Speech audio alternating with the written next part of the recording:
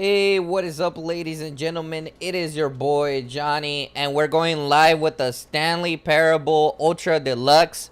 It is the new version of the game that recently came out.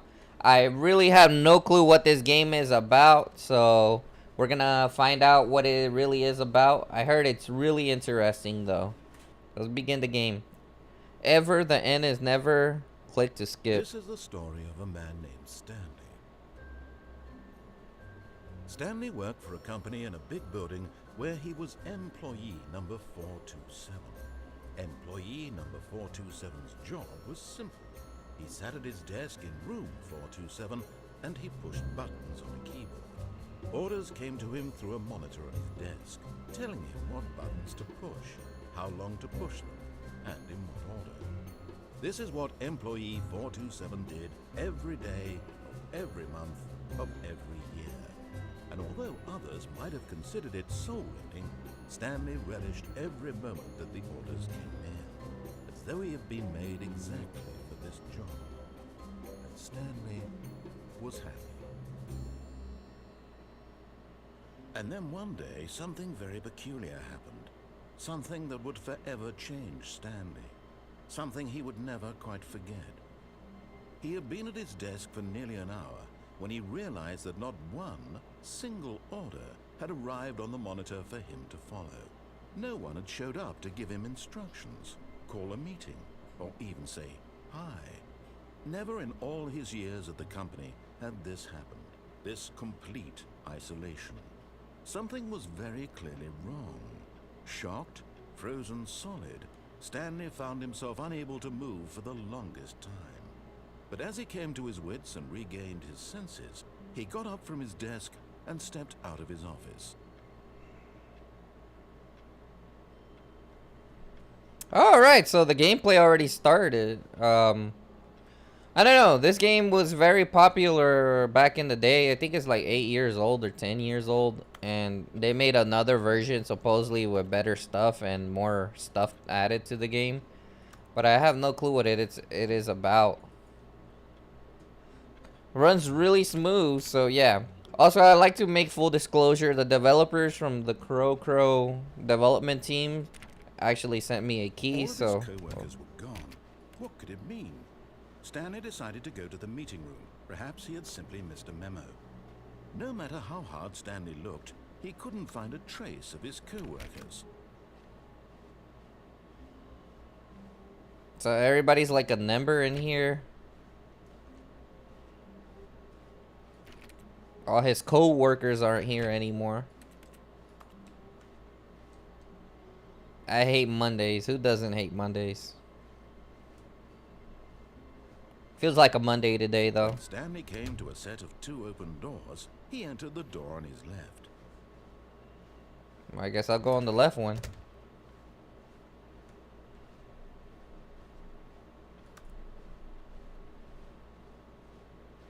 Yet there was not a single person here either. Feeling a wave of disbelief, Stanley decided to go up to his boss's office, hoping he might find an answer there. Let it ball up inside you. Resent coworkers for not supporting you more. Take it out to a passive-aggressive alley on other workers. Using slides to assure employees that everything is okay. Make sure your slide has a slick blue graphic in the header and throw some bevel on all the tests. This will ensure calm. Okay, everyone is unique. You most of all.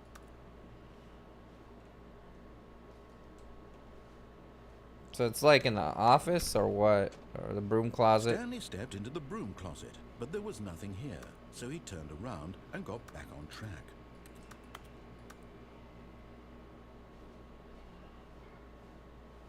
Coming to a staircase, Stanley walked upstairs to his boss's office. The narrator is literally telling me what to do, for the most part.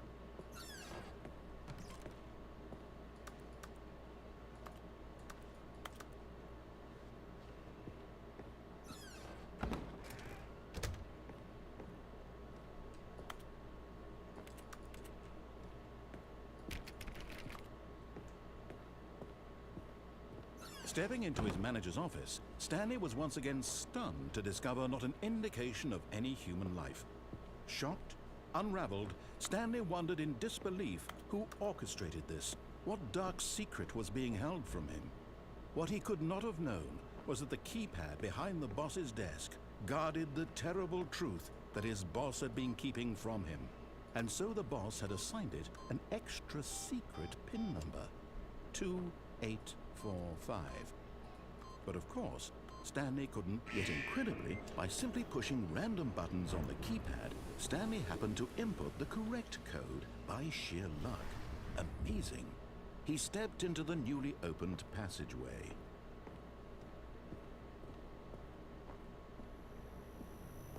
The hell's going on? It got all dark.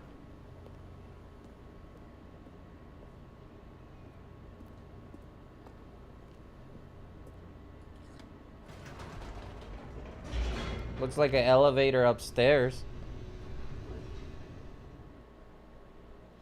Loading, loading, loading, loading. Descending deeper into the building, Stanley realized he felt a bit peculiar. It was a stirring of emotion in his chest, as though he felt more free to think for himself, to question the nature of his job.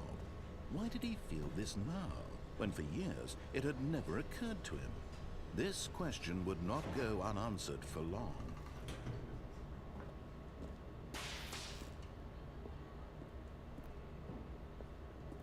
No, let's continue. Stanley walked straight ahead through the large door that read Mind Control Facility. Nah, we're gonna Although go. this passageway had the word escape written on it, the truth was that at the end of this hall, Stanley would meet his violent death. Wait, what? The door behind him was not shut. Stanley still had every opportunity to turn around and get back on track. At this point, Stanley was making a conscious, concerted effort to walk forward and willingly confront his death. What?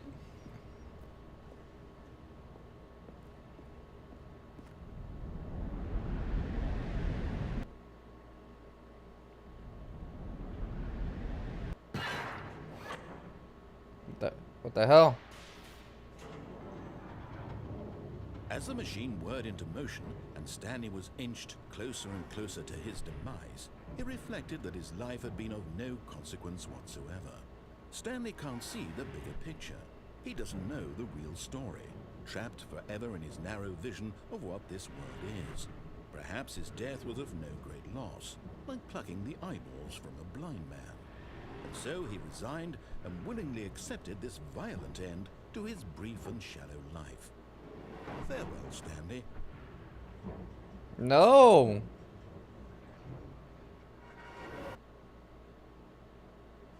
Farewell, Stanley, cried the narrator, as Stanley was led helplessly into the enormous metal jaws. In a single visceral instant, Stanley was obliterated as the machine crushed every bone in his body, killing him instantly.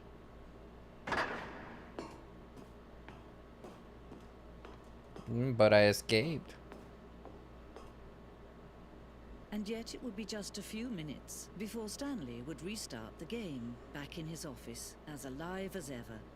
What exactly did the narrator think he was going to accomplish? When every path you can walk has been created for you long in advance, death becomes meaningless, making life the same. Do you see now?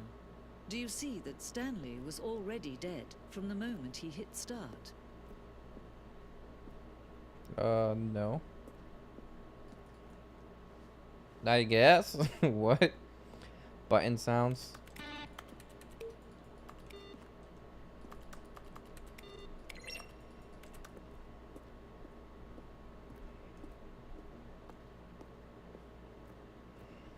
I guess I have to follow what the narrator says. Early in the we designed the ending where Stanley would end up in a battlefield fighting aliens. The action game would become sentient and would wage war against the narrator. Realized shortly after starting to build it that it was far too jokey and on the nose for the tone of the game. Plus, some people interpret it as making fun of people who like shooters, which is not our intention.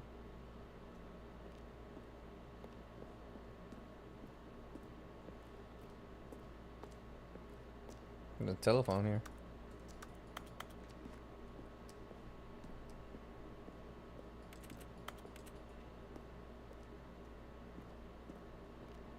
So is this the office or what?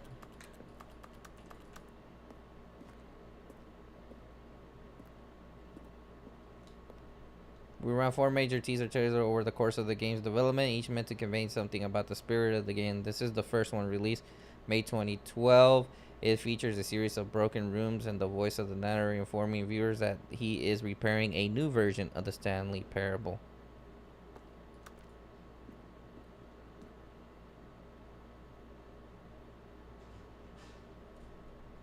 Completely lost. I don't really get the meaning. At least I didn't follow. The game is now paused. Begin the game area again. Oh. So the game is in pause.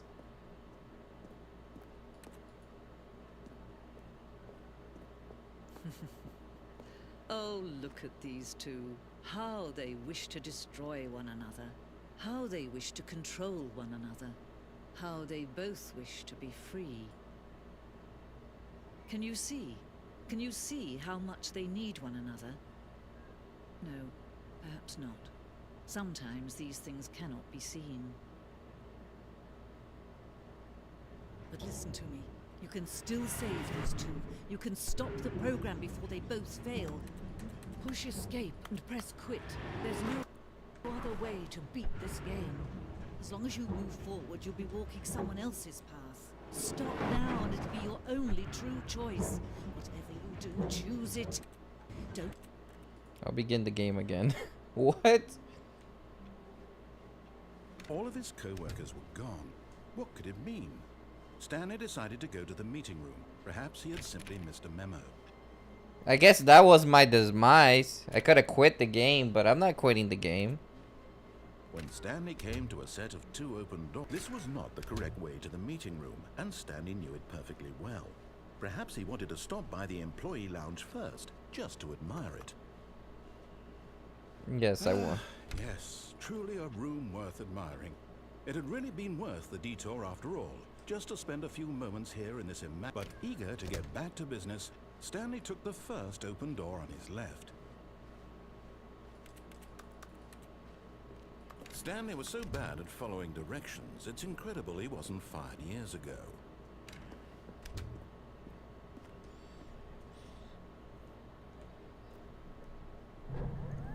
Look, Stanley, I think perhaps we've gotten off on the wrong foot here.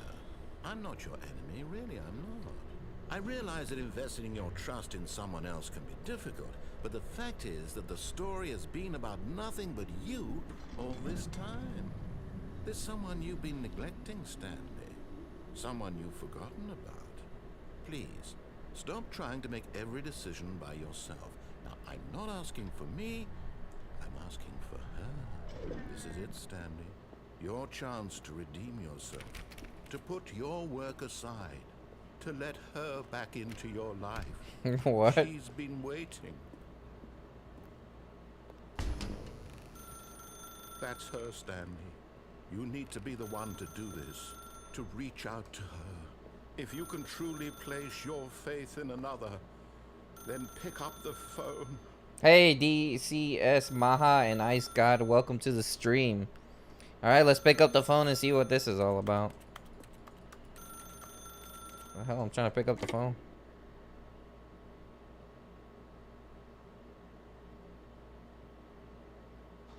Oh, Stanley, is that you? Hold on, sweetie. Sorry to keep you waiting. I'm just pulling the bread out of the oven. All right. Okay, there we go. All right, now, I want you to come in and tell me all about your day. Gotcha. Oh, come on. Did you actually think you had a loving wife who'd want to commit their life to you? I'm trying to make a point here, Stanley. I'm trying to get you to see something. Come inside. Let me show you what's really going on here. This is a very sad story about the death of a man named Stanley. Good morning, employee. Press K on your keyboard. Stanley is quite a boring fellow. He has a job that demands nothing of him, and every button that he pushes is a reminder of the inconsequential nature of his existence. Look at him there, pushing buttons, doing exactly what he's told to do. Now he's pushing a button. Now he's eating lunch. Now he's going home. Now he's coming back to work. One might even feel sorry for him, except that he's chosen this life. But in his mind, he can go on fantastic adventures. From behind his desk, Stanley dreamed of wild expeditions into the unknown, fantastic discoveries of new lands. It was wonderful, and each day that he returned to work was a reminder that none of it would ever happen to him. Gee, watch And TV. so he began to fantasize about his own job. First, he imagined that one day while at work, he stepped up from his desk to realize that all of his co-workers, his boss, everyone in the building had suddenly vanished off the face of the earth. The thought excited him terribly. So he went further. He imagined that he came to 2 open doors and that he could go through either. At last, choice. It barely even mattered what lay behind each door. The mere thought that his decisions would mean something was almost too wonderful to behold. As he wandered through this fantasy world, he began to fill it with many possible paths and destinations. Down one path lay an enormous round room with monitors and mind controls, and down another was a yellow line that weaved in many directions, and down another was a game with a baby, and he called it the Stanley Parable. Makes sense. It was such a wonderful fantasy, and so in his head he relived it again, and then again, and again, over and over, wishing beyond hope that it would never end, that he might always feel this free. Surely there's an answer down some new path, mustn't there be? Perhaps if he played just one more time. But there is no answer. How could there possibly be? In reality, all he's doing is pushing the same buttons he always has. Nothing has changed. The longer he spends here, the more invested he gets, the more he forgets which life is the real one. And I'm trying to tell him this, that in this world he can never be anything but an observer, that as long as he remains here, he's slowly killing himself. But he won't listen to me. He won't stop. Here, watch this. Stanley, the next time the screen asks you to push a button, do not do it.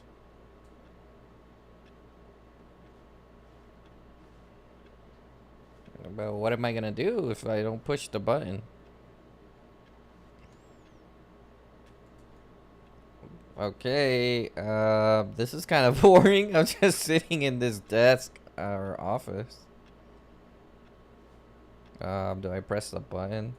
I think we have to press that button. He said do not press it, but I'm gonna press it. You see? Can he just not hear me? How can I tell him in a way that he'll understand that every second he remains here, he's electing to kill himself? How can I get him to see what I see? How can I make him look at himself? I suppose I can't, not in the way I want him to. But I don't make the rules. I simply play to my intended purpose, the same as Stanley. We're not so different, I suppose. I'll try once more to convey all this to him. I'm compelled to. I must. Perhaps, well, maybe this time he'll see. Maybe this time. And I tried again, and Stanley pushed a button. And I tried again, and Stanley pushed a button. And I tried. The hell happened? Hey Shadow P, welcome to the stream. I guess that was an ending as well. We're back at this office. All of his co-workers were gone. What could it mean? Stanley decided to go to the meeting room. Perhaps he had simply missed a memo.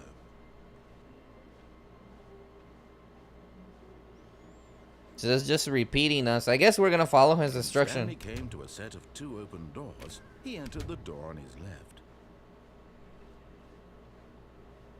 Seems like every time I'm not obedient, Yet there was something not a else single happened. person here either. Feeling a wave of disbelief, Stanley decided to go up to his boss's office, hoping he might find an answer there. Coming to a staircase, Stanley walked upstairs to his boss's office.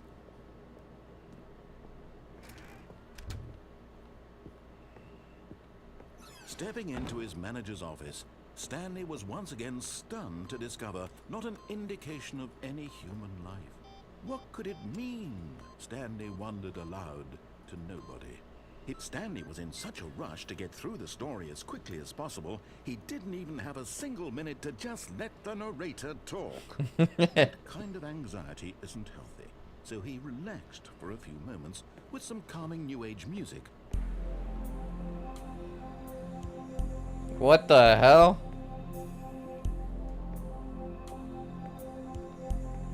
That is kind of relaxing music, though. Feeling soothed and rejuvenated, Stanley calmly walked forward into the opened passageway.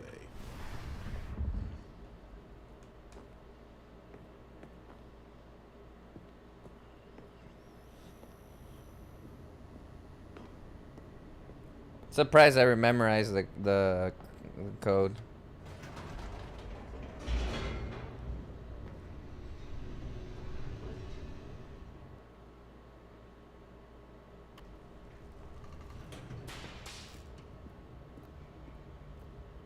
Stanley walked straight ahead through the large door that read Mind Control Facility.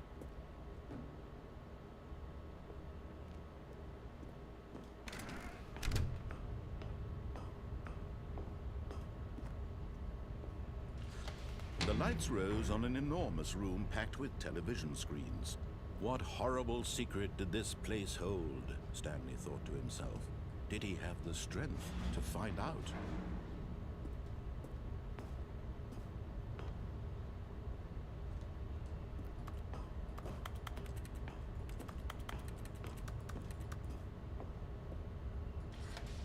Now the monitors jumped to life, their true nature revealed. Each bore the number of an employee in the building, Stanley's co-workers.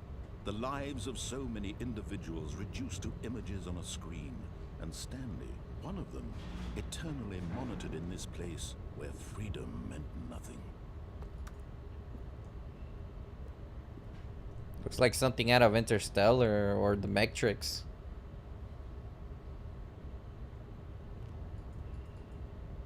Imagine everybody's a camera.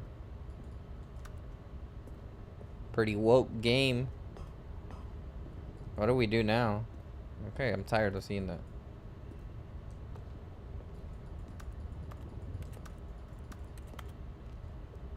Maybe we have to go back.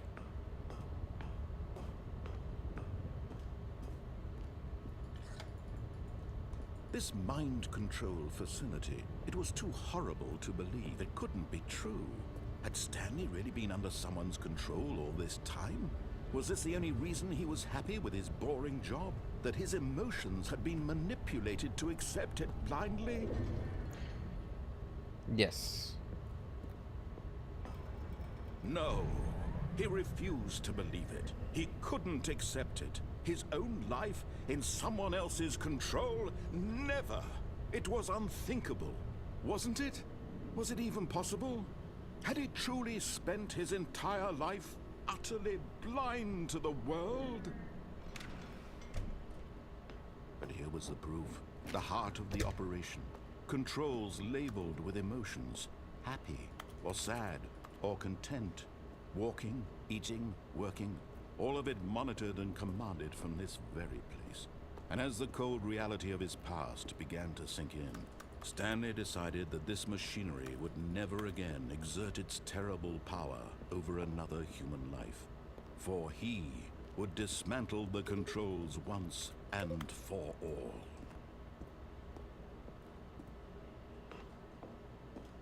Awaiting input.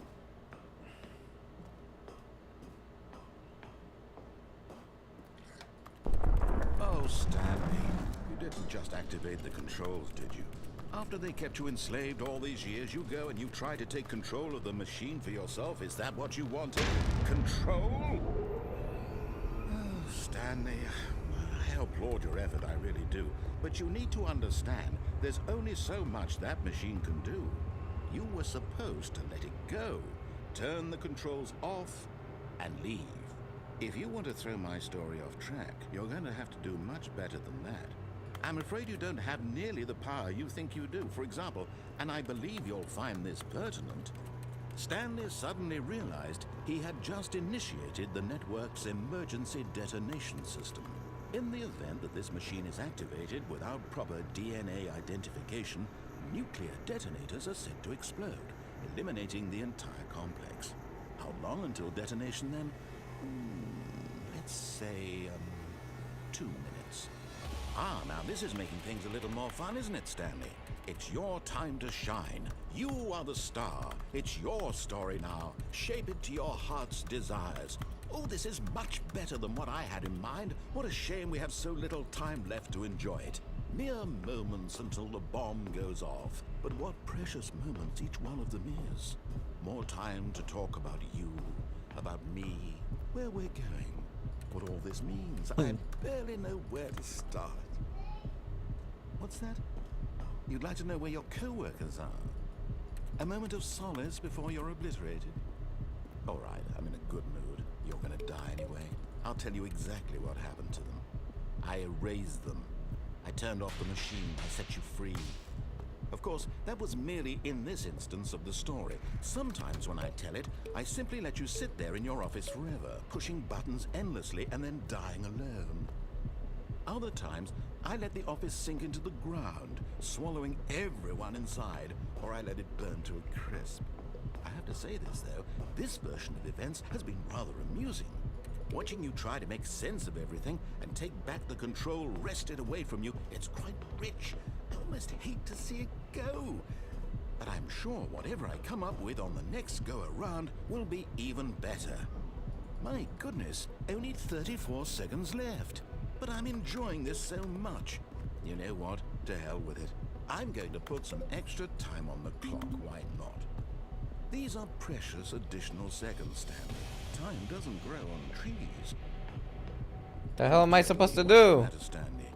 Is it that you have no idea where you're going or what you're supposed to be doing right now? Or did you just assume when you saw that timer that something in this room was capable of turning it off? I mean, look at you. Running from button to button, screen to screen, clicking on every little thing in this room. These numbered buttons, no, these colored ones. Or maybe this big red button, or this door. Everything, anything, something here will save me. Why would you think that, Stanley? That this video game can be beaten? Won? Solved? Do you have any idea what your purpose in this place is? Stanley, you're in for quite a disappointment. But here's a spoiler for you. That timer isn't a catalyst to keep the action moving along. It's just seconds ticking away to your death. You're only still playing instead of watching a cutscene because I want to watch you for every moment that you're powerless. To see you made humble. This is not a challenge. It's a tragedy. You wanted to control this world, that's fine. But I'm going to destroy it first, so you can't. Take a look at the clock, Stanley. That's 30 seconds you have left to struggle. 30 seconds until a big boom and then nothing. No ending here, just you being blown to pieces. Will you cling desperately to your frail life, or will you let it go peacefully? Another choice. Make it count, or don't. It's all the same to me, all a part of the joke. And believe me, I will be laughing at every second of your inevitable life from the moment we fade in until the moment I say, happily ever after. Oh, damn. I guess my character died or something.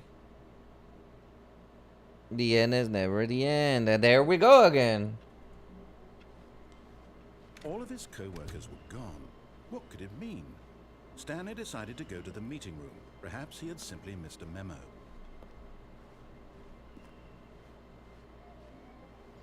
I guess we have to Stanley follow what had he's set of doing. 2 open doors. He entered the door on his left.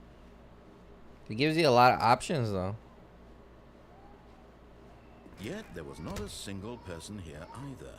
Feeling a wave of disbelief, Stanley decided to go up to his... Coming to a staircase, Stanley walked upstairs to his boss's office.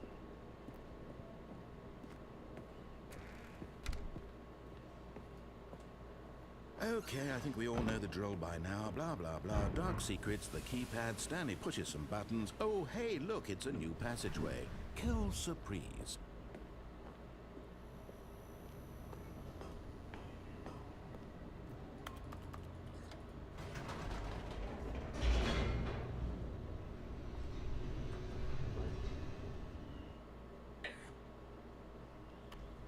At least this time he didn't really make me put in the code like I did last time.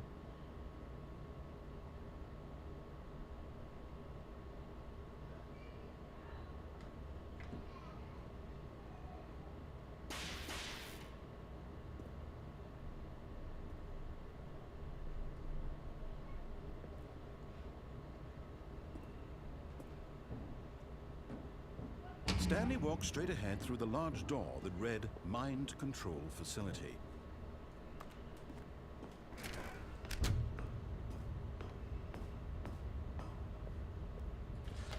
The lights rose on an enormous room packed with television screens. What horrible secret did this place hold? Stanley thought to himself. Did he have the strength to find out?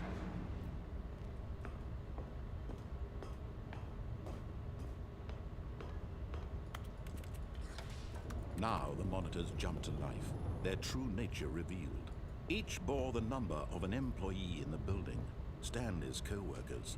The lives of so many individuals reduced to images on a screen, and Stanley, one of them, eternally monitored in this place where freedom meant nothing.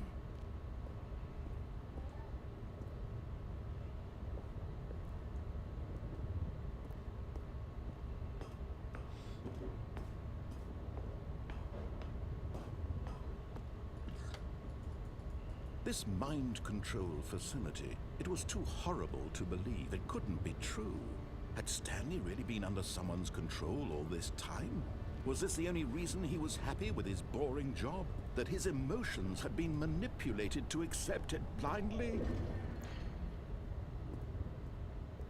Yes. No. He refused to believe it. He couldn't accept it. His own life in someone else's control? Never! It was unthinkable, wasn't it? Was it even possible? Had he truly spent his entire life utterly blind to the world? But here was the proof. The heart of the operation. Controls labeled with emotions. Happy, or sad, or content. Walking, eating, working. All of it monitored and commanded from this very place. And as the cold reality of his past began to sink in, Stanley decided that this machinery would never again exert its terrible power over another human life. For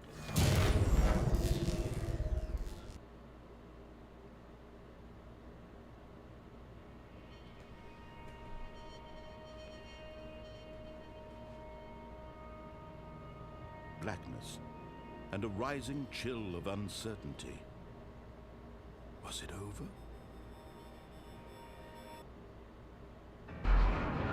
Yes. He had won.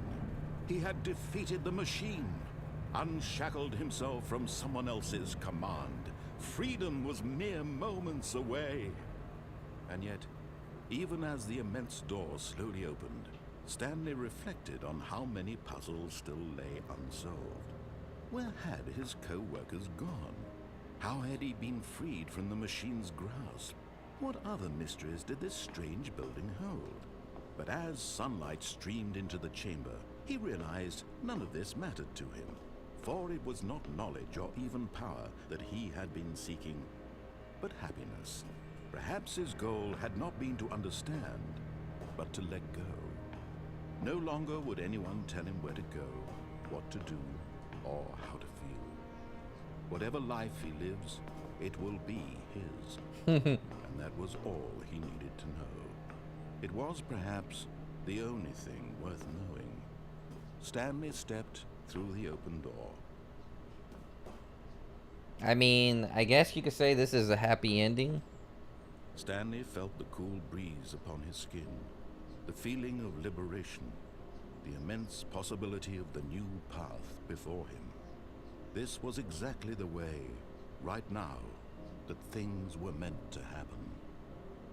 And Stanley was happy.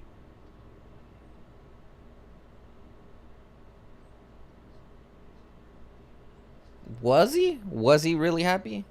Oh, okay, so I beat the game already.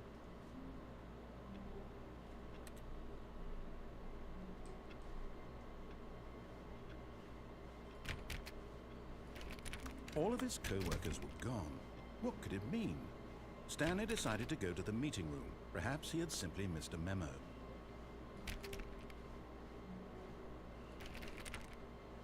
Stanley went around touching every little thing in the office, but it didn't make a single difference, nor did it advance the story in any way. When Stanley came to a set of 2 open doors, he entered the door on his left.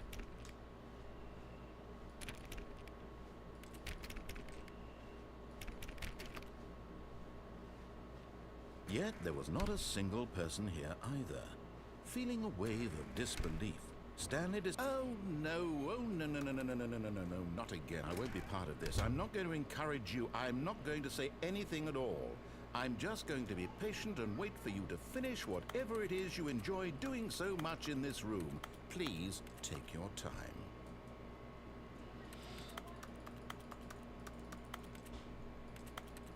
There's really nothing to do in here. We're gonna sit in this broom room.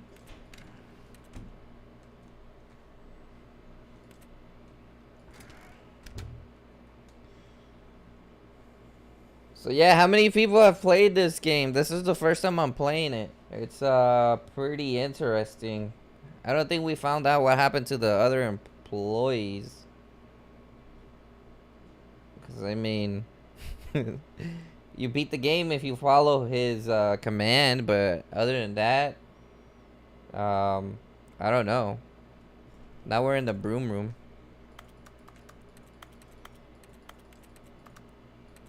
Pretty interesting though. I think the broom room really does nothing. I'm gonna go downstairs. Coming to a staircase, Stanley walked upstairs to his boss's office.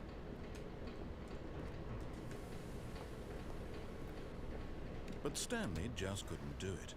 He considered the possibility of facing his boss, admitting he had left his post during work hours. He might be fired for that. And in such a competitive economy, why had he taken that risk? All because he believed everyone had vanished. His boss would think he was crazy. And then something occurred to Stanley. Maybe, he thought to himself, maybe I am crazy. All of my co-workers blinking mysteriously out of existence in a single moment for no reason at all? None of it made any logical sense. And as Stanley pondered this, he began to make other strange observations. For example, why couldn't he see his feet when he looked down? Why did doors close automatically behind him wherever he went? And for that matter, these rooms were starting to look pretty familiar. Were they simply repeating? No, Stanley said to himself, this is all too strange. This can't be real. And at last, he came to the conclusion that had been on the tip of his tongue.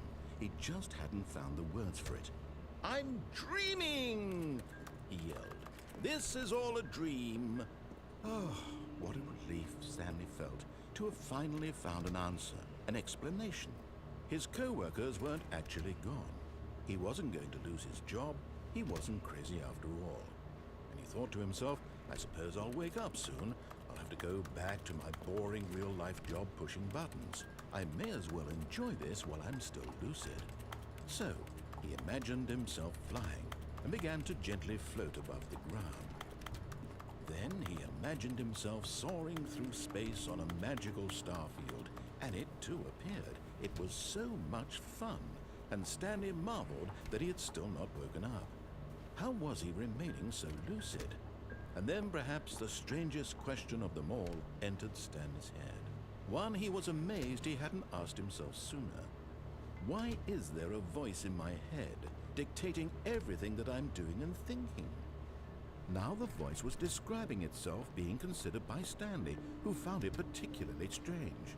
I'm dreaming about a voice describing me, thinking about how it's describing my thoughts, he thought. And while he thought it all very odd and wondered if this voice spoke to all people in their dreams, the truth was that, of course, this was not a dream. How could it be? Was Stanley simply deceiving himself, believing that if he's asleep, he doesn't have to take responsibility for himself? Stanley is as awake right now as he's ever been in his life. Now, hearing the voice speak these words was quite a shock to Stanley. After all, he knew for certain, beyond a doubt, that this was in fact a dream.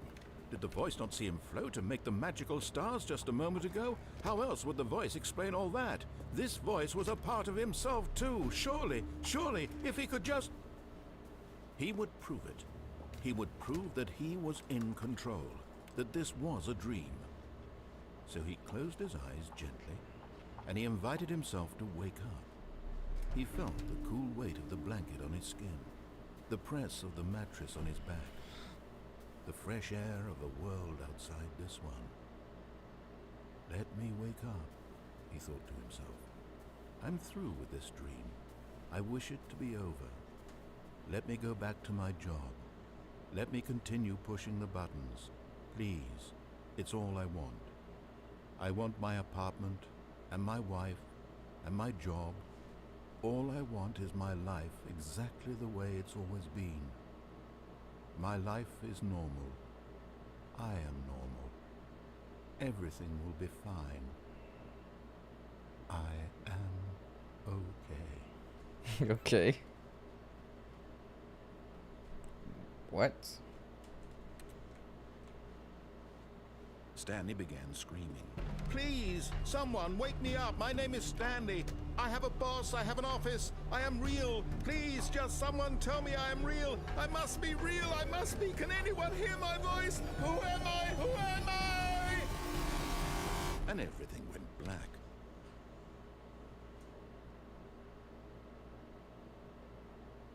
This is the story of a woman named Mariella.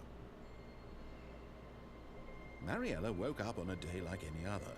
She arose, got dressed, gathered her belongings, and walked to her place of work. What the hell? Day, her walk was interrupted by the body of a man who had stumbled through town talking and screaming to himself, and then collapsed dead on the sidewalk. And although she would soon turn to go call for an ambulance, for just a few brief moments she considered the strange man. He was obviously crazy, this much she knew. Everyone knows what crazy people look like. And in that moment, she thought to herself how lucky she was to be normal. I am sane. I am in control of my mind. I know what is real and what isn't. It was comforting to think this, and in a certain way, seeing this man made her feel better. But then she remembered the meeting she had scheduled for that day, the very important people whose impressions of her would affect her career, and by extension, the rest of her life. She had no time for this, so it was only a moment that she stood there, staring down at the body. And then she turned and ran.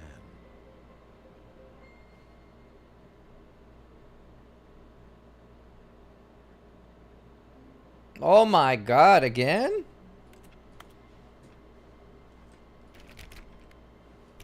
All of his co-workers were gone. What could it mean? Stanley decided to go to the meeting room. Perhaps he had simply missed a memo.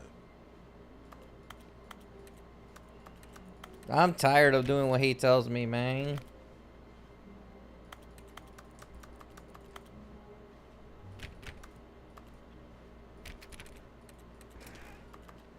New content. Oh, new content? New What does that content. mean, new content?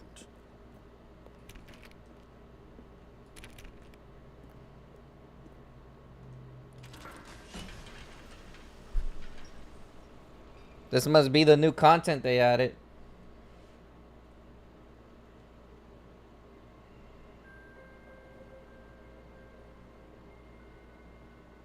Hello, and thank you for playing the Stanley Parable Ultra Deluxe. As you may know, the Stanley Parable was a video game released in 2013 on home computers. After receiving critical and commercial success, it was expanded upon in 2022 with the Stanley Parable Ultra Deluxe, a reimagining of the game for consoles and home computers. The Stanley Parable Ultra Deluxe features exciting new content that broadens and expands the world of the Stanley Parable, delighting audiences the world over. Please step inside and see what thrilling new adventures await in The Stanley Parable Ultra Deluxe. Oh, well, this sounds delightful. I'm very excited to see the thrilling new Ultra Deluxe content. Okay, so far it's an elevator. Nothing special yet, but I'm sure it's just the beginning of a mesmerizing adventure.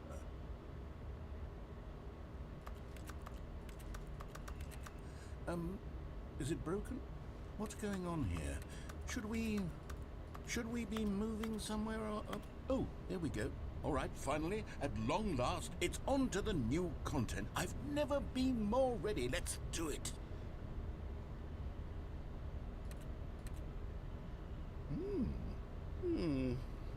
I have to say, initial impressions of Stanley Parable Ultra Deluxe, mostly tedious.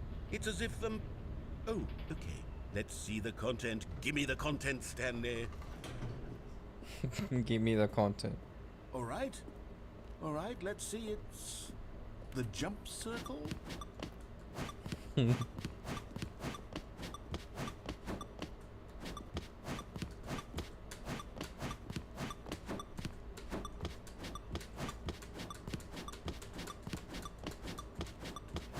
Wow, they got me jumping.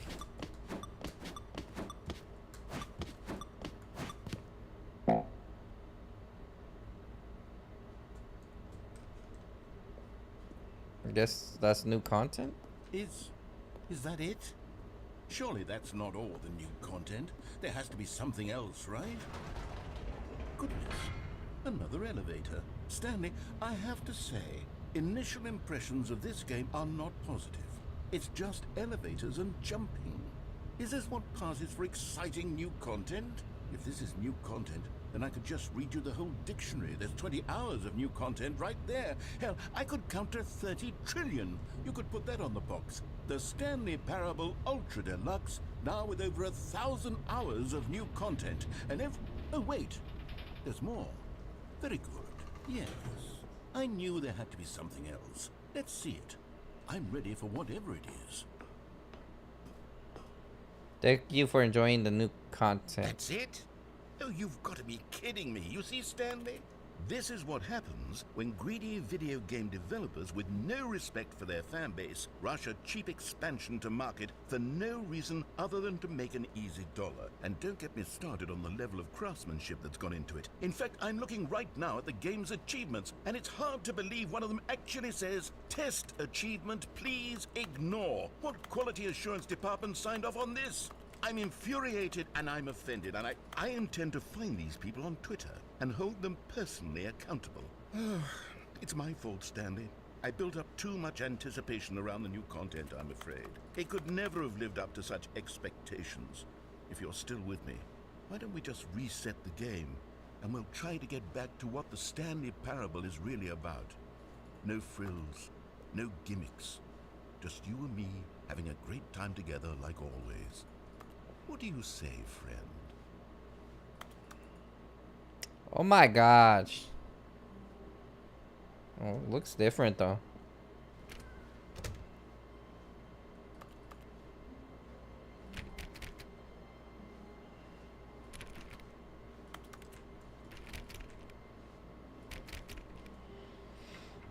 Psst. Stanley, come over here. In the vent. I want to Oh, you don't want to see the cool surprise I made for you? Well, fine. You're a dork. Oh, never mind. You're not a dork.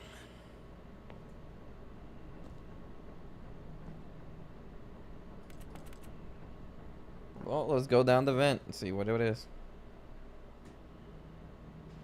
Okay, you remember how cheap and unsatisfying the new Ultra Deluxe content turned out to be? Well, it got me thinking about the past, and how much better the Stanley Parable used to be.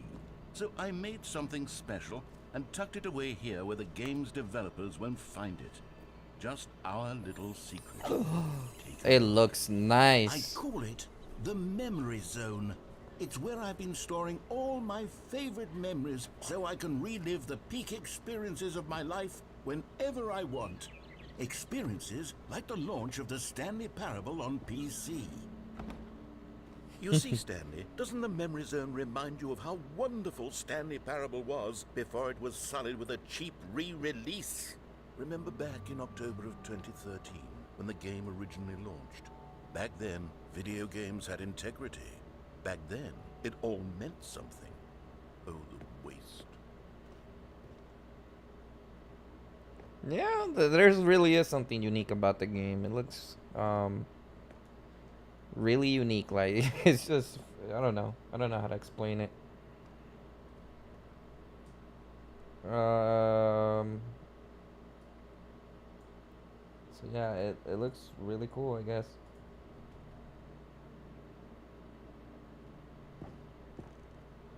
The Good Times, Stanley Parable. What is this? Is this like their original website? Oh no, yes, buy on Steam. Smile because it happened. A trip down memory lane. $1 bill. Why is there a $1 bill there?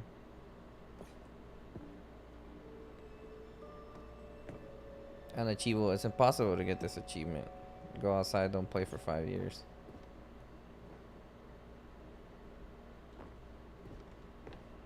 New video game releasing today. That was the craziest ending ever.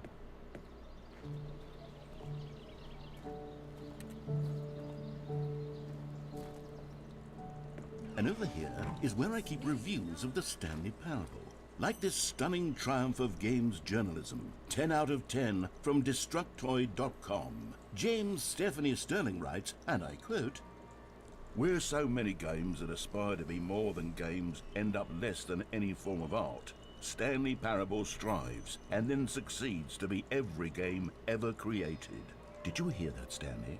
Every game ever created. That's how grand and all-encompassing the original Stanley Parable was. It was literally every game ever created. It was Skyrim, it was Persona 3, it was all of them. And Persona. now, it's nothing. It's no games at all. It isn't even the Stanley Parable anymore. It's just a husk now. A lifeless husk with an hour of new elevator content.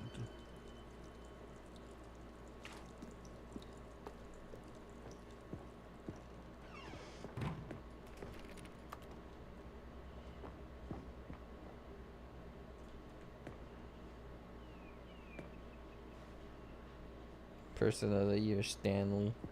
Original remake.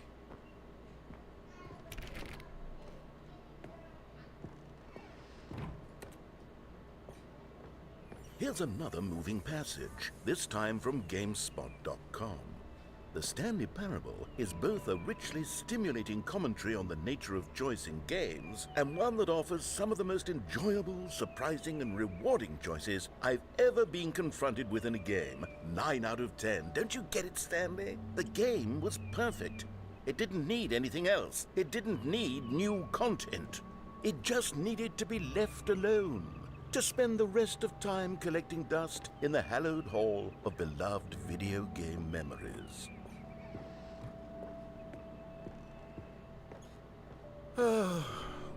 These were simpler times, Stanley, but I wouldn't give to go back to have it all over again.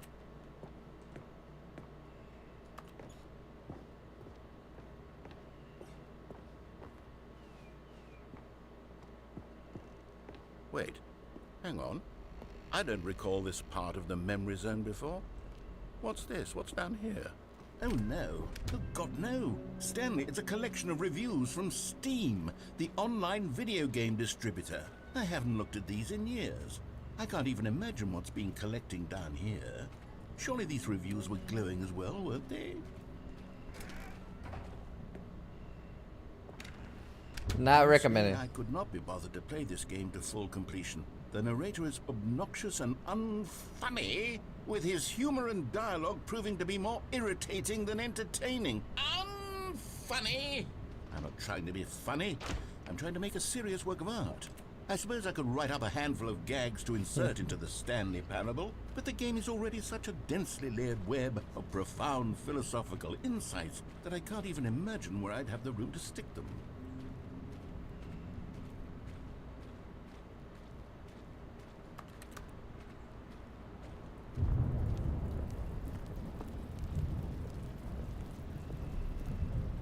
Okay, let's see what this one says. While the idea for the game is good, for someone who prefers non-linear games, this preachiness gets annoying fast. Preachy? Stanley? I'm not preachy, am I? You can tell me if I'm preachy. Honestly, you can. Oh, goodness. This is actually quite shocking for me. Well, to be honest, I had always thought of the game's dialogue as being rather terse to begin with. You can't know how much fluff I cut from the game to get it to feel as light and airy as it... Well, I always thought it did. But maybe it wasn't. Oh dear, what an awful memory to have to hold on to. These black marks on my otherwise unimpeachable track record. I feel like a failure. Like I let these people down. Perhaps the Stanley Parable isn't quite as sterling as I always remembered.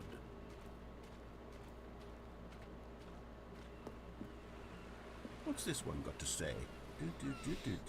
You constantly have to stop doing anything so the narrator can catch up with his long-winded explanations of what's happening. I wish there was a skip button. A skip button?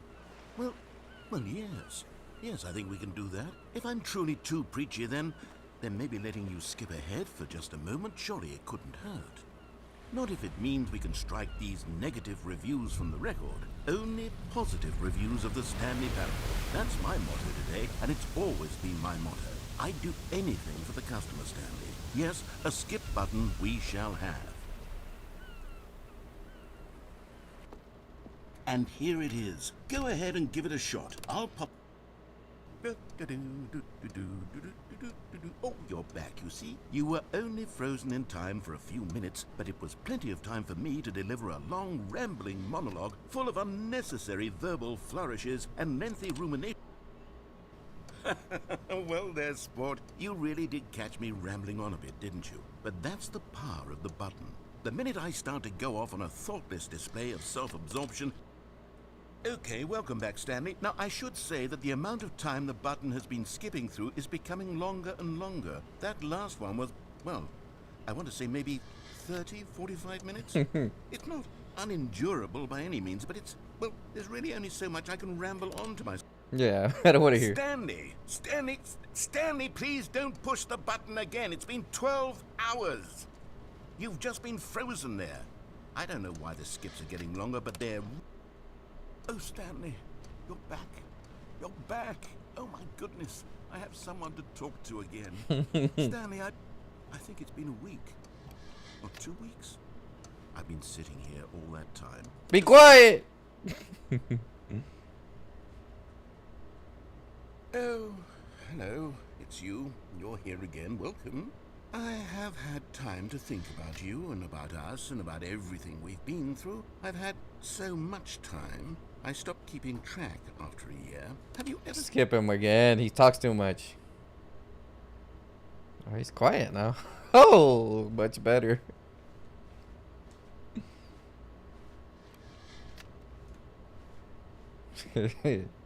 Yeah. As long as he's quiet, it's cool. But now, there's really nothing to do. Probably gonna have to touch it again so we can start talking. Well, let's touch it again. How's that beeping?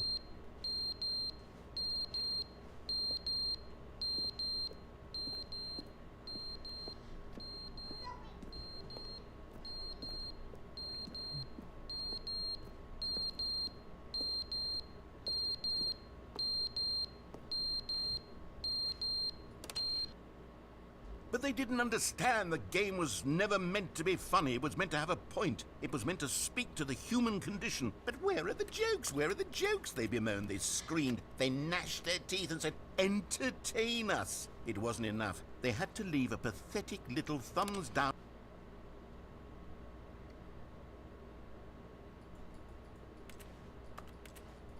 Oh.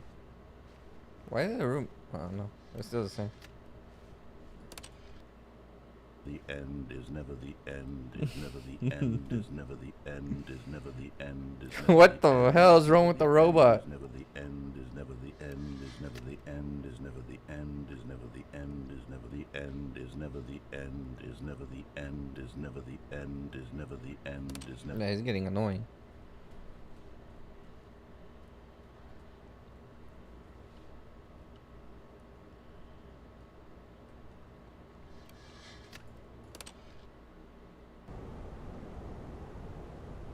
Oh, shit, what happened here?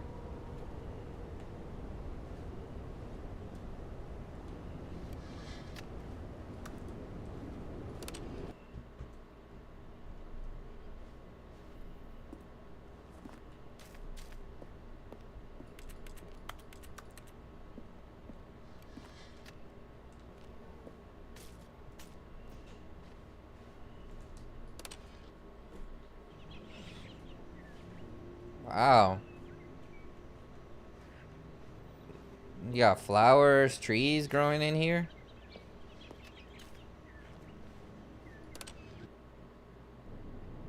Oh, they're gone.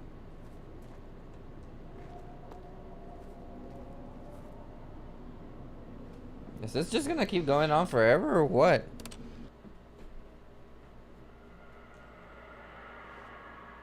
That's getting creepy.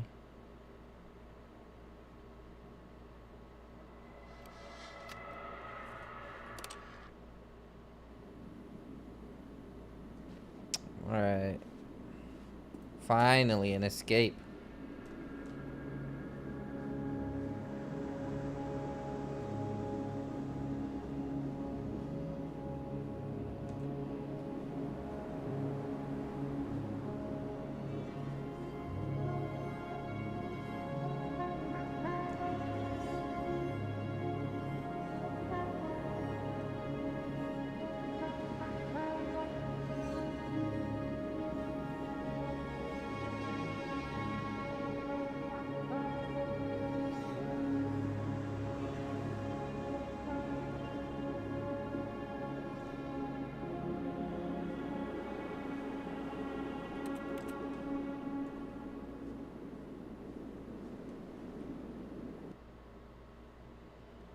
No!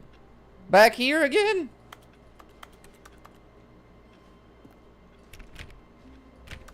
All of his co-workers were... Wait, no. This isn't the right office, is it? Is this Stanley's office?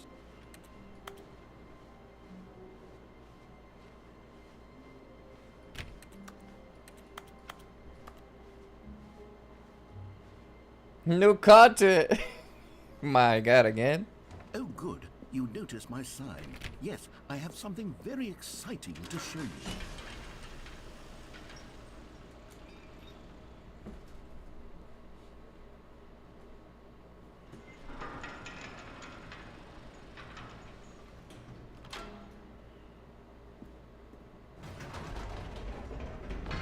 You see, Stanley, I've been reflecting on the Stanley Parable and about how roundly disappointing this ultra deluxe version has turned out to be. The original Stanley Parable was a landmark, and any new content for it should live up to that legacy. So forget this ultra deluxe nonsense. I say we take it one step even further. Which is why I'm very proud to announce for the first time ever, the Stanley Parable 2. What? Yes, you see, isn't this far superior to a measly re-release with a few minor additions? Think of all the new territory we'll cover with a fully fledged sequel. An entirely new experience, built from the ground up. Why, there are so many possibilities. It could go in so many different directions. This is what fans have truly been asking for.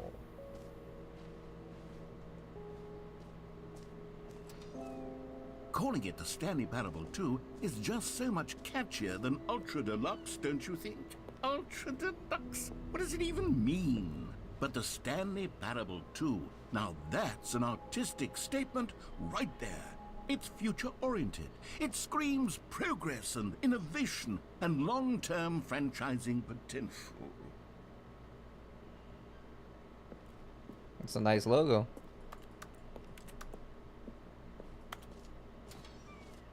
Now, to be clear, I haven't quite nailed down what exactly the Stanley Parable 2 is going to be, but let's take a look at some of the features I've been developing for it.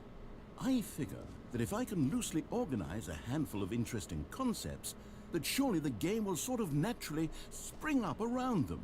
It'll all work itself out. Game development is much more of a fuzzy magic than anything scientific or logical, really.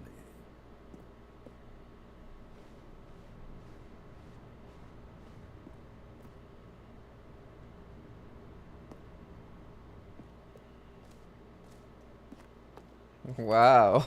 I never played the first one, so this is definitely interesting. Here we are. Go on, try out some of the new features.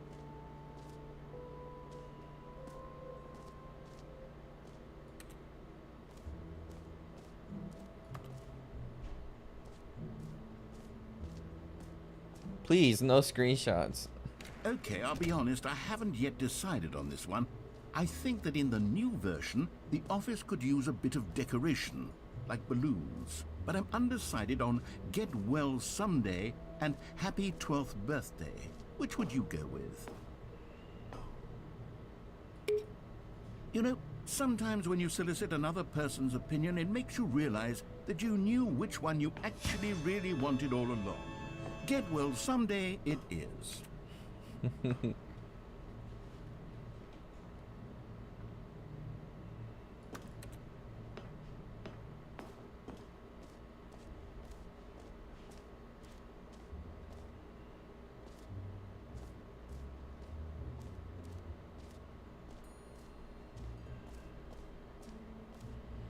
Free easy achievement. Get it here. Or trophy or whatever. Get yours right here. Pull the lever and receive your new achievement. Now here's something special. You remember that broken test achievement that got left in the game on accident? Well, I'm developing a technology to simply give you the achievement. Yes, you see, you'll come to this lever, and when you pull it, the achievement will be Okay, perhaps I should have clarified. This is technology that will exist. Right now, the achievement is still fully broken. I'm not a wizard, Stanley, but I guarantee it will be fixed in the sequel to at last satisfy the hordes of ravenous fans all over the world who have been uproariously demanding this feature. Gamers, we hear you, and I promise it will happen.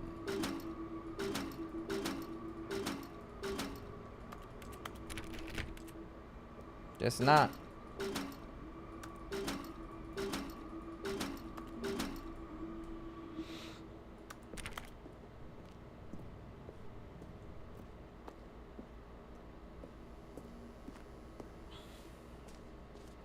Guess not.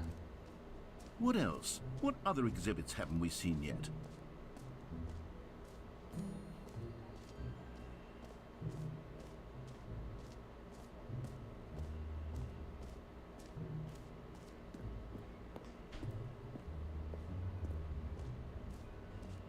Ah, Collectibles.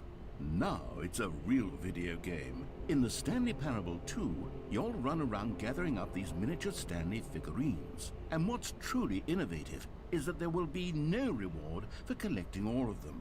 I don't want to stifle the intrinsic joy of watching a number go up. You simply collect all of them, and then you move the hell on with your unremarkable life.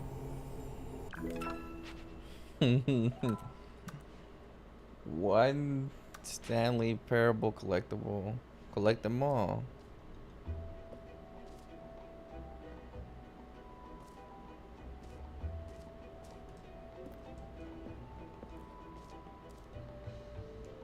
That's it there then, I guess. God, it really is the worst when you collect everything in a video game and then they give you a big fancy reward for it. Absolutely tragic.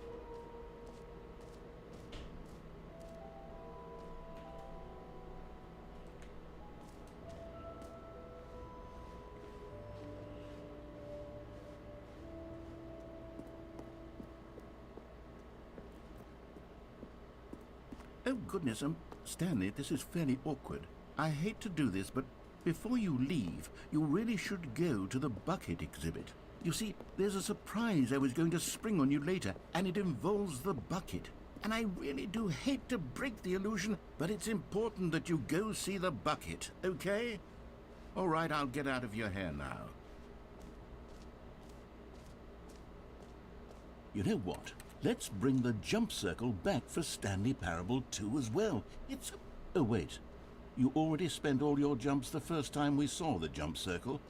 Oh well. I suppose it can just be a nice decorative piece then.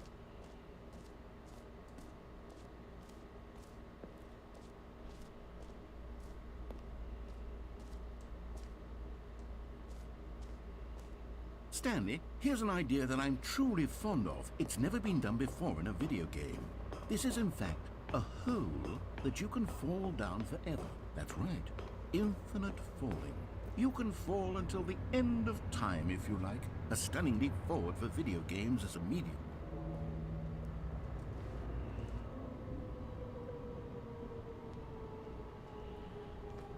So, See, isn't it wonderful? One of my more ingenious concoctions, if I do say so. Now then, since you've gotten to see the infinite hole, you can press the teleport button to pop back up to the top, and we can continue onward. Now, I don't mean to be a bummer, but I do recommend you use the teleport button to go back to the top. Maybe do it on the sooner rather than later spectrum of things.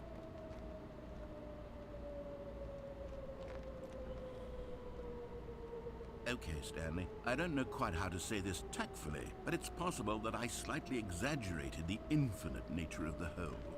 Is it a very, very deep hole? To be certain it is. It's an extremely deep hole. I don't want anyone to say that it isn't an astonishingly deep hole. It is. Is it infinite? Well, that sort of depends on your definition of infinity. From one perspective, the infinite is merely philosophical in nature. It's more of a... Okay, well, good for you. You found the bottom of the hole. You found me out, Stanley. I'm a liar and a cheat, and you're so clever. Look, I think the issue here is just that you're unusually fascinated by falling. What normal person actually wants to fall infinitely? I figured the hole was as deep as anyone would actually need. Don't you put this on me. Maybe you're the problem. Look, things got a little heated there. I think we both said some things we didn't mean. Why don't we just put all this behind us and agree to just call the hole mostly infinite? If that works for you, then go ahead and press the teleport button to warp up to the top of the hole and we can move on. I'll just be up here when you're ready.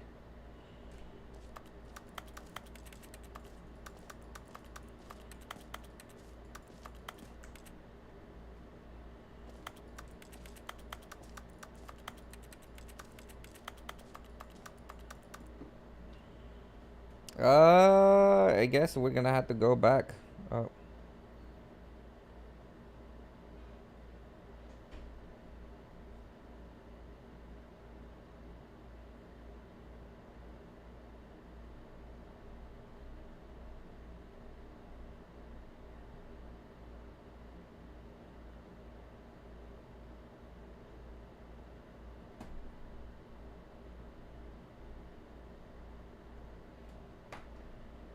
Great. Now, I'm very excited to show you even more of my ideas for the sequel.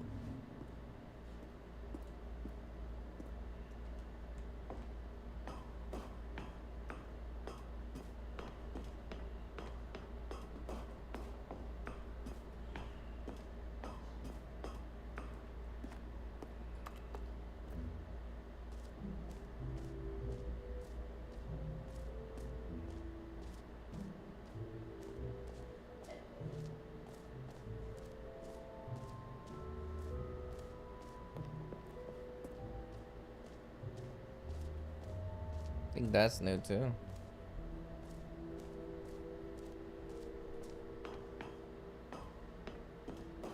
An epilogue would be fun, wouldn't it, Stanley? Yes, yes, it would go at the end of the, well, we'll figure that out later.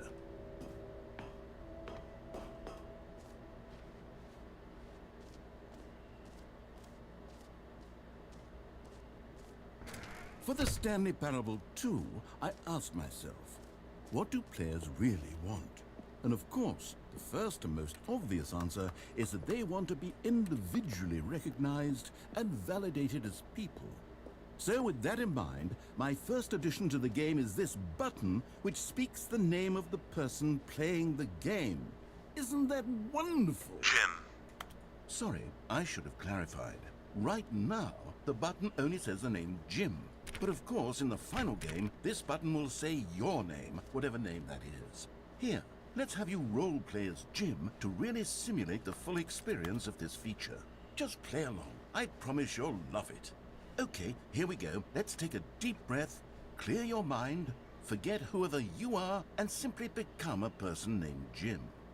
I want you to imagine... Jim. Whoa, hold on. I wasn't finished setting up the backstory. If you don't properly roleplay as Jim, then you'll never understand the impact of this button. Otherwise, it's just a stupid button that says somebody else's name. Okay, we're doing it again, and this time let me finish first. Now, allow yourself to become Jim. Jim. All right, fine, whatever. It's just a meaningless button that says Jim. Are you happy now? Get out of here. I'm done with this button. Why don't you go humiliate me in front of a different feature that I worked very hard on? Jim. See, if you'd only played along, that would have been your name the button says, but no. Instead, oh, I can't even think about it. I'm taking the Jim button away. Jim. Jim. Jim. Jim. Jim. Jim.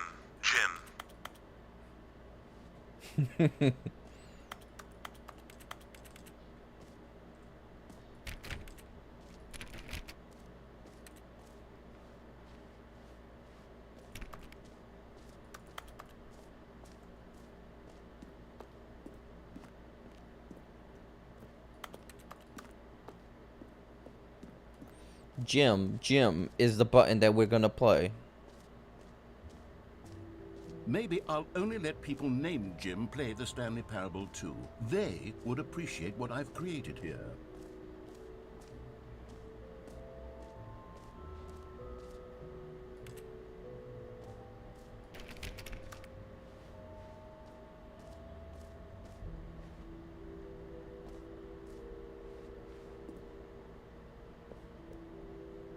A common complaint of the Stanley Parable was that it was confusing and paradoxical, that it engendered a chaotic sense of reckless despair in those who played it. Well, I'm happy to say that after much consideration, I've engineered a clever solution to this fundamental problem with the game. It's the Stanley Parable Reassurance Bucket. You see, Stanley, anytime you're holding the bucket, a sense of calm and ease will fill your mind and your heart. It's true. As long as you hold on to the bucket, the many disorienting contradictions of the Stanley Parable will feel perfectly normal and perhaps even comforting. You may even come to long for the gentle embrace of jarring cognitive dissonance while the bucket is in your arms. And to be honest, it's a much more convenient solution for me than actually redesigning the game to be less uncomfortable. Can you imagine what a pain in the ass that would be? Yes, the bucket is the perfect solution. Come on, give it a try. Let's hold the bucket. Can you feel it? The glow of comfort, even in the face of crushing despair, must already be sweeping through your body. And in fact, can I say that I do believe the bucket lends you an air of charisma as well? I think that just holding it has made you the slightest bit more attractive as a person. The benefits of the bucket seem to go on and on, don't they? All this and more await you in the Stanley Parable 2. I guess I got a bucket. It doesn't really do anything. Does anyone give out awards for most enjoyable bucket in a video game? That really should be an award if it isn't already.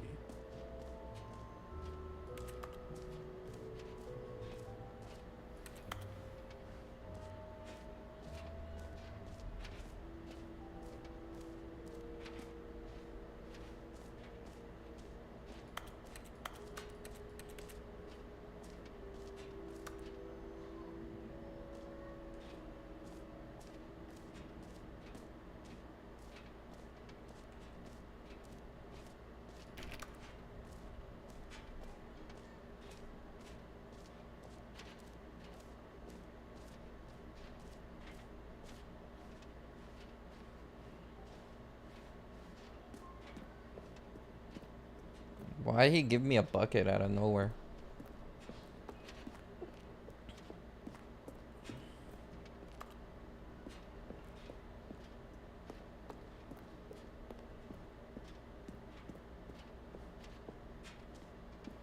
No So, screenshots. Stanley, what do you think? Do you like all of the new features? Yes, I know it's not exactly clear yet how exactly these features will come together as one single coherent video game, but I can feel it in my soul. It's going to work. There's definitely a good game in there somewhere. Say, let's do an experiment. I'll arrange these new features together, and we'll see whether or not it coheres into a meaningful gameplay experience. Okay, are you ready? Here it is. I give you the Stanley Parable 2.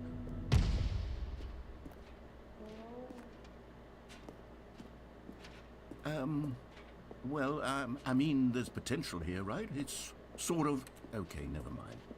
Hold on, let me do a different arrangement. Okay, yes, this is much better. I feel good about this. Here we go. Version 2. Who am I kidding, Stanley?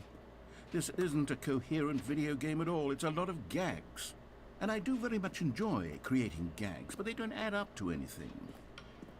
I wanted more than anything to create a sequel that would capture all the magic of the first game. I wanted fans to love it. No matter how good these gags are, they won't stand on their own. They would need the structure and the gameplay of the original.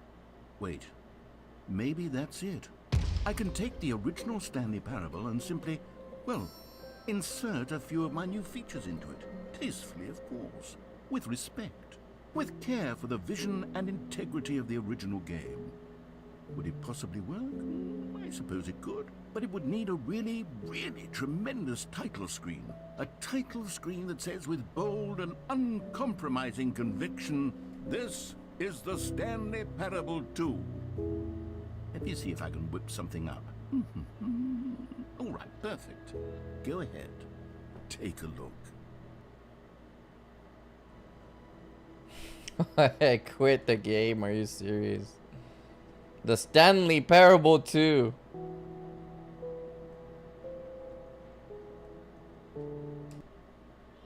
This is basically what it is. This is the story of a man named Stanley. Stanley worked for a company in a big building where he was... Back at the office. All of his co-workers were gone. Get What well could it mean? someday. Stanley decided to go to the meeting room. Perhaps he had simply missed a memo. What happened to the Stanley new felt the content? bucket calling to him, begging him to pick it up. Why was he not doing it? Well, there's the bucket. Stanley picked up the bucket.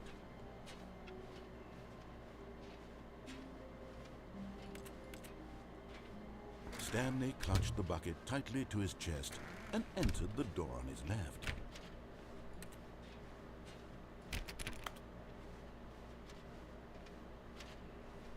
Still no one was here. Stanley needed the bucket's warmth and comfort now more than ever. Perhaps his boss's office was where he'd find answers. Oh, Stanley, can you feel it? The broom closet. It wants the bucket. You can feel that, can't you? The aura of jealousy? It's as clear as day. This broom closet believes it deserves the bucket. I can really feel it now. It's a bucket. It belongs in a broom closet. That's what the broom closet is trying to say here. It's supposed to go with the other cleaning supplies. Good for you, Stanley. Don't give in. Don't hand over the bucket. I know how hard it must be, given the pressure that the broom closet is putting on your shoulders right now, but you have to be strong. This is your bucket. This is your companion and lifelong friend. You can't hand it over. Oh, no. We're getting into name-calling now, it seems. Is this how low the broom closet has sunk, that it has to resort to this stream of petty insults simply in order to get you to hand over the bucket? Stanley, I never liked this broom closet for a variety of reasons, but even this is worse than I had imagined. And wait, now the broom closet has the gall to imply that you and the bucket are not truly deep and lasting friends? That your relationship is purely superficial and convenient? That your life is so banal and meaningless that you'd feel the same sort of kinship towards any inanimate object which happened to lay in your path in an even partially enticing manner? Well, I never. Go on, Stanley. Lay into it. Really tell the broom closet off for its demeaning comments. Expand on the wide variety of experiences you and the bucket have shared together. Go through each of them point by point. Share your journal entries detailing the rich emotional landscape of your feelings for the bucket as they have changed and evolved over the years. Let him have it.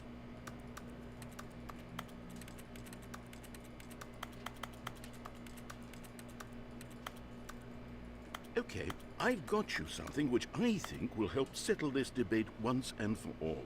Here we go. There. Now it's settled. No more debate, no more discussion. Take a hike, broom closet, with all your meandering philosophical diatribes about the nature of cleaning supplies and their relationship to broom closets in the This natural property order of of Stanley. things.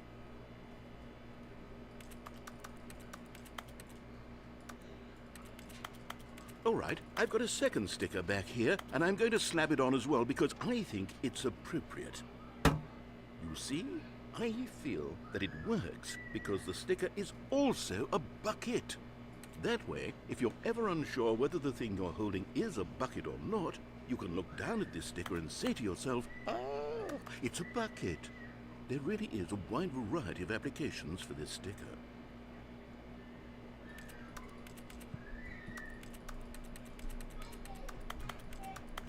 You know what? I could take the name-calling and the dismissal of your kinship with the bucket, but now the broom closet is just giving us the silent treatment. And to be honest, I'm sick of the pettiness on display. You can stay here all you like, but I've had it with this impetulant room of cleaning supplies. Easily the most childish such room I've ever been in. I'll see you outside, and we can get on with the story about you and your bucket. No. The closet room is where shall I stay. He's gonna get bored, maybe. I'm gonna get bored.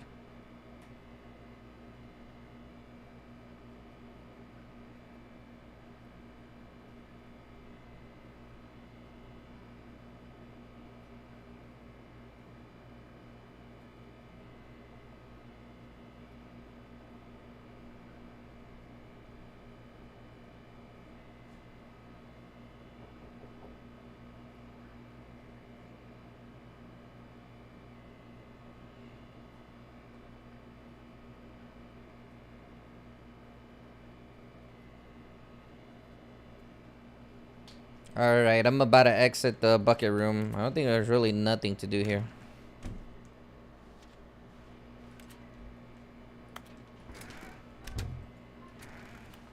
Nah, let's just exit it.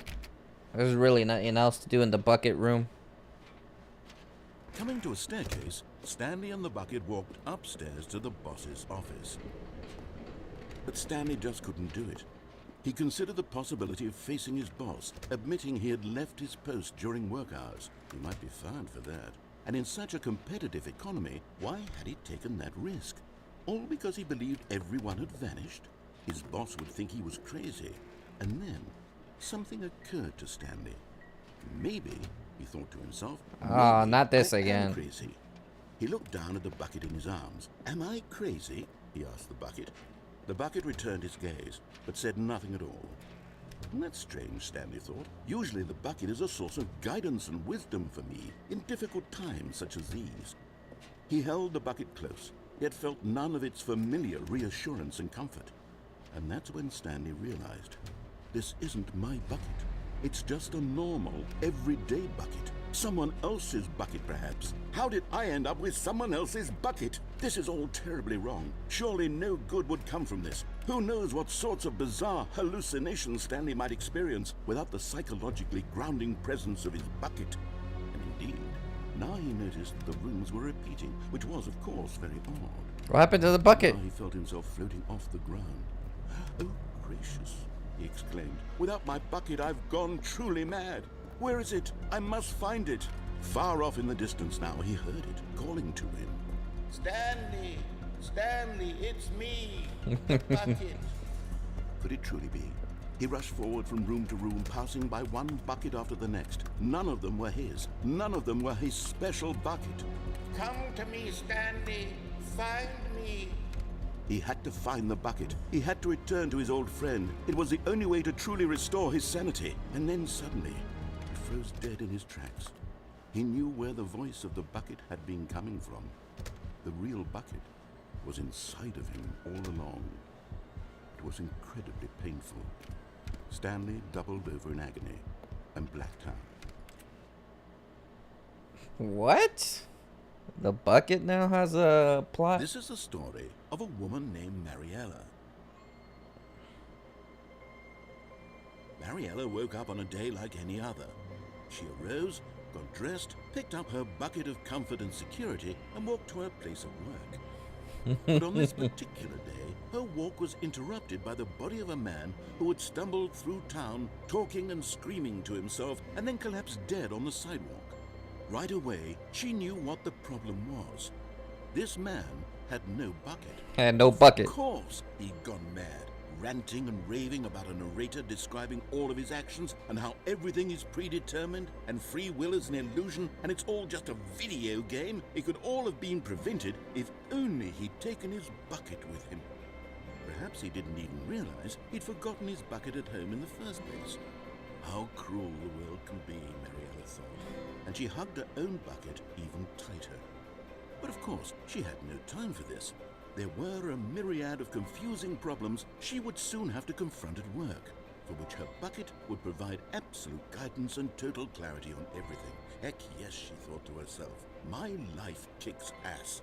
And she backflipped all the way to work. Over a bucket. What? And there we go again. All of his co-workers were gone. What could it mean? Stanley decided to go to the meeting room. Stanley lifted the bucket into his arms, and a wave of comfort rushed over him.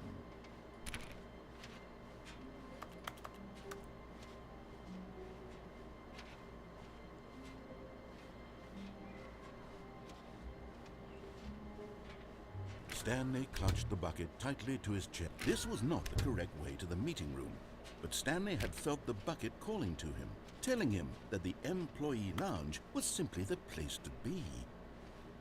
And here it was. Had the bucket turned out to be correct? Was this No, never mind. The bucket was wrong. Stanley took the door on his left to go back to the meeting room. No, said the bucket. don't go to the meeting room. Go somewhere else. The cargo lift, yes. Go there. Go to the cargo lift. But Stanley feared that any path he walked might lead to the separation of himself and the bucket, his dearest friend. So he threw himself to his death, that they might die in one another's arms. How deeply touching. All of his co-workers were gone. What could it mean? Stanley decided to go to the meeting room. Perhaps he had sent the confusion and the chaos all seemed to melt away as Stanley embraced the bucket. Stanley clutched the bucket tightly to his... This was not the correct way to the meeting room, but Stanley had felt the bucket calling to him, telling him that the employee lounge was simply the place to be.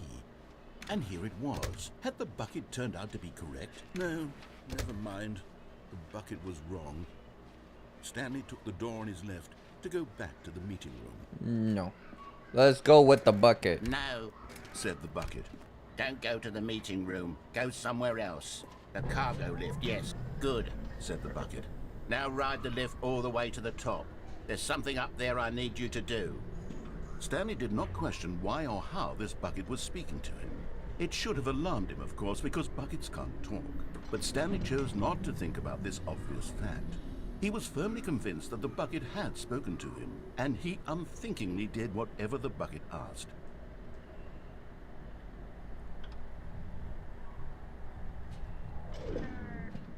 In here. Said the bucket. Go into this dark room over here. Stanley once again obeyed blindly.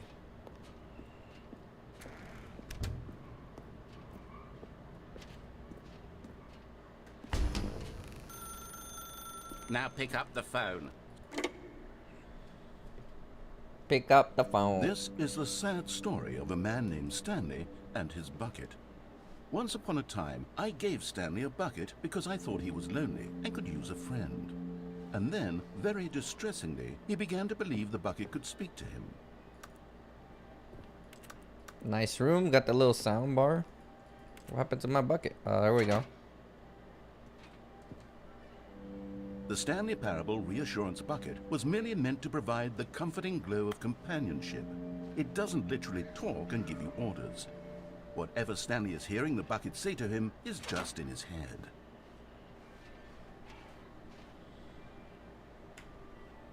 Lately, I've been concerned about him.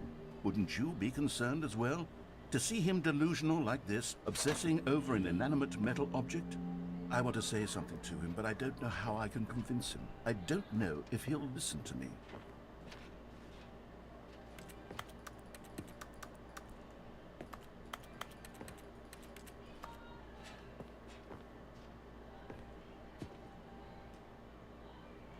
Oh, I'll try anyway. Stanley, can you hear me? Listen to me. It's just a bucket. It can't think, it can't talk. All it will ever truly do for you is effectively transfer a liquid from one location to a different location. That's it. It doesn't do anything else.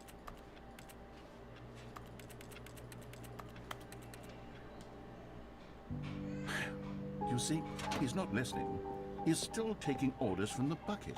You know, once upon a time it was me he took orders from. Me he trusted and listened to. Now all he cares about is this awful bucket. This stupid hunk of metal. Press G to ignore anyone in your life except for me. The bucket is life. Sad. I suppose he doesn't need me anymore. From now on, he's just going to cling to this bucket, this cold, empty bucket, this sort of shiny bucket. Well, I'll give it this. The bucket does have a nice shine to it. Where's my bucket?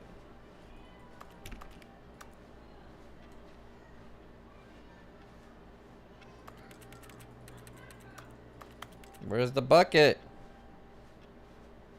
I don't see it anymore.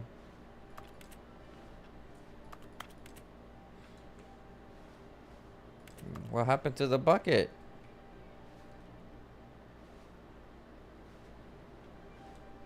Where's the bucket?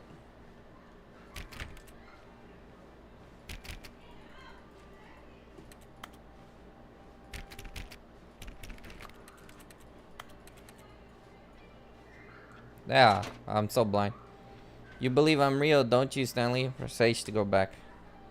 Yes, I suppose on closer inspection that it doesn't quite look like your average hardware store bucket. It's just a little more, what am I trying to say? Sturdier, more capable of transporting liquid. Like it would be better at moving an amount of water from one room to another. Oh my God, what am I saying? Better at carrying water from room to room. It's a bucket. It's literally just a bucket. Why do I feel some need to point out the ways in which it's so much more than just a regular bucket? Oh no. I'm having feelings for the bucket. No. What's going on? Why do I want to be with the bucket? Hear what the bucket has to say. Do anything it asks. What's wrong with me? I don't understand. Perhaps if I had the bucket, this would be less confusing. Yes. The bucket could tell me what to do in this troublesome situation. Stanley, give me the bucket. Give it to me. Give me the bucket, Stanley. I need it. Give it to me now. Give it or I'll... I'm not giving him the bucket. That's my bucket. Go back to work, Stanley. The end never is the end. All of his co-workers were gone. What could it mean? Stanley decided to go to the meeting room. Perhaps he had warmth spread through Stanley's arms. With the bucket in his arms again, he was home.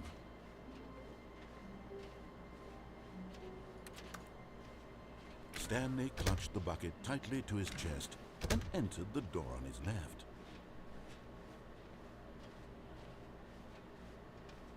Still no one was here. Stanley needed the bucket's warmth and comfort now more than ever.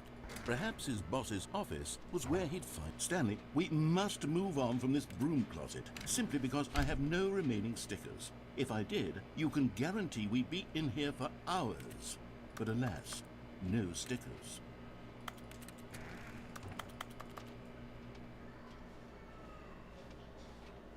Coming to a staircase, Stanley and the bucket walked upstairs to the boss's office.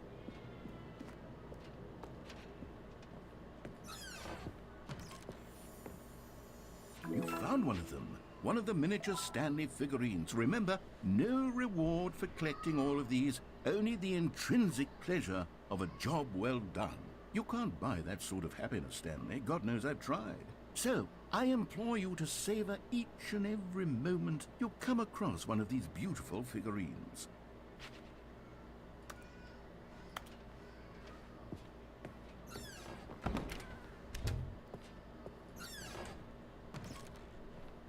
I haven't been to this room.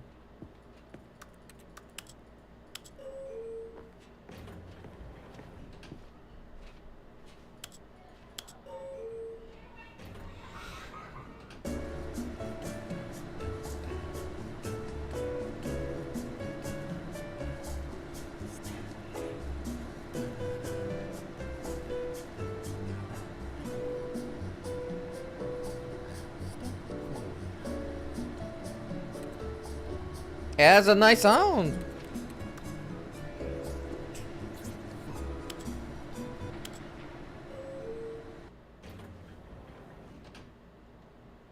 What?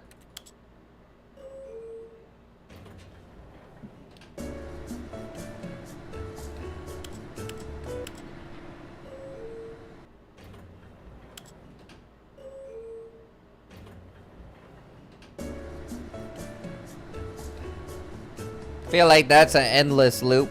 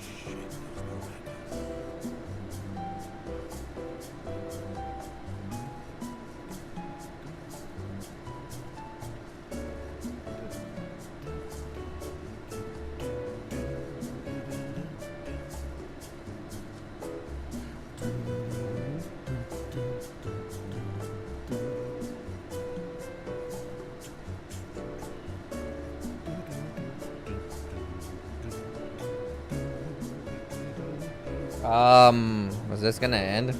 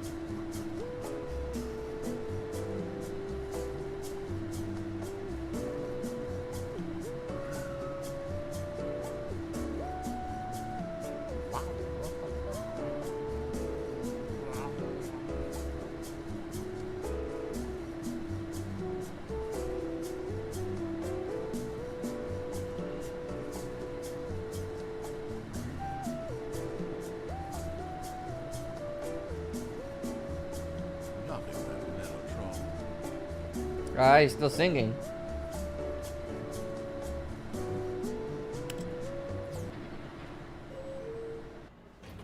I guess there's nothing there on the elevator. He changes his singing a little bit. Stepping into his manager's office, Stanley was once again stunned to discover not an indication of any human life. Crushed by the weight of this revelation, Stanley may have broken down into an emotional dumpster fire, but Stanley guessed the correct code by sheer luck. Was it that the bucket knew all along? Was the bucket guiding him? No, man. I remember the name. Yes, this is certainly the most logical explanation.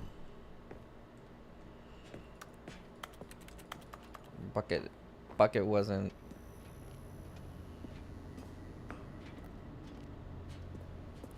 Oh, look, it's a Another Stanley. miniature Stanley figurine. This, you know, there really must be a snappier name for these things. What about mini stands? Stanley figs? What about Stanlerines? Yes, I think I like that. Another Stanlerine under your belt.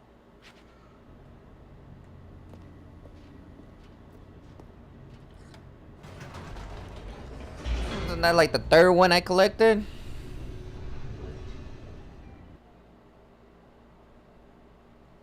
The elevator raced downward, plummeting towards an unknown fate. It would be all Stanley could do to keep himself together, if not for the bucket. Soothing him, comforting him, reassuring that in this darkest moment of uncertainty, he would be all right.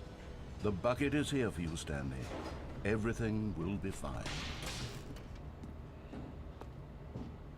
Stanley and the bucket walked straight ahead through the large door that read, Mind Control Facility. Although this passageway had the word escape written on it, the truth was that at the end of this hall, Stanley and the bucket would both meet a violent death. The door behind them was not shut. Stanley and the bucket still had every opportunity to turn around and get back on track.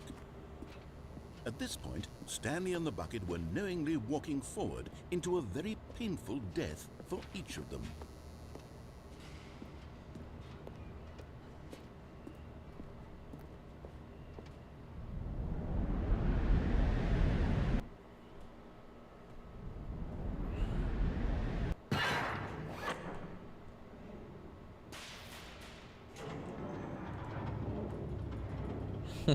I fell into it again.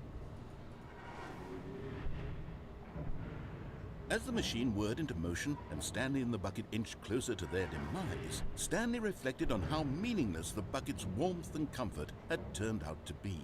To be sure, it puts the mind and the soul at ease to embrace the bucket, but what use is a sense of ease when you're about to be crushed to death?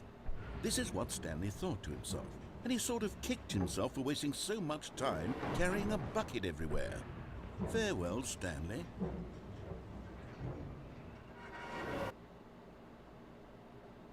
Farewell, Stanley, cried the narrator, as Stanley and the bucket were led helplessly into the enormous metal jaws.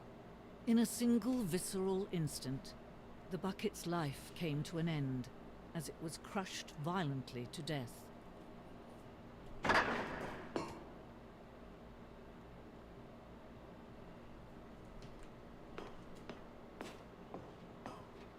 It was a shame, the death of such a magnificent bucket. It's true that all buckets are radiant in their own way, but this one stood above the rest. It was a glorious bucket to behold. The bucket. The bucket welcomes you to the grand exhibit. You are standing at the precise of knowledge, much like the bucket itself. The human mind frequently empty within the cavernous void. Yeah, I don't feel like reading all that. There's the bucket, though. Can you see how arrogant it was for Stanley to take a bucket like this and to claim it for his own? Can you see the hubris that blinded him? The Bucket Museum. The bucket is far more noble than Stanley will ever be in his short life.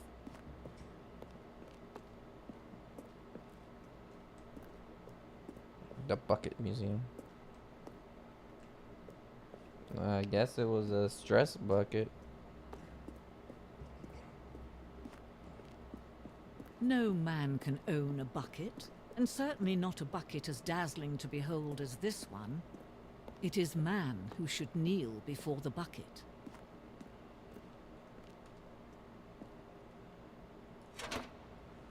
It is man who should kneel between buckets. But there is something we can do.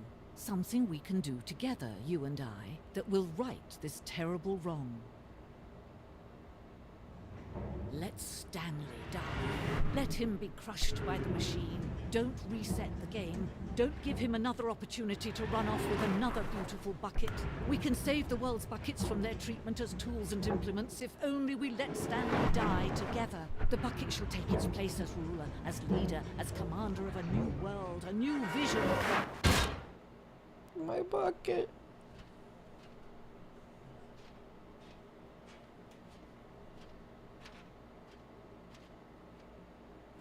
Well, The meeting room. Yes, that's where everyone would be. Stanley just needed to get to the meeting room. Stanley picked up the bucket and smiled. He'd never be alone again, not truly alone. Not with the bucket around. Stanley clutched the bucket tightly to his chest and entered the door on his left.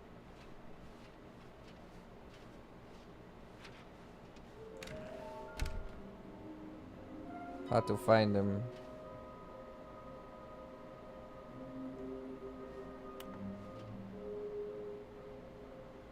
There's 3 left. Somewhere both within red and blue. Stairs. Something to do with stairs. Large room, a lot of boxes.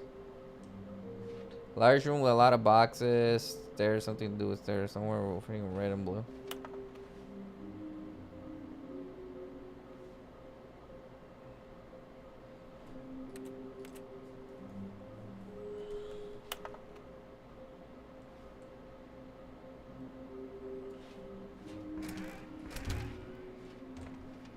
Stanley, we must move on from this broom closet, simply because I have no remaining stickers. If I did, you can guarantee we'd be in here for hours.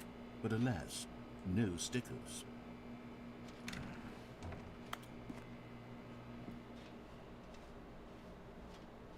Coming to a staircase, Stanley and the bucket walked upstairs to the boss's office.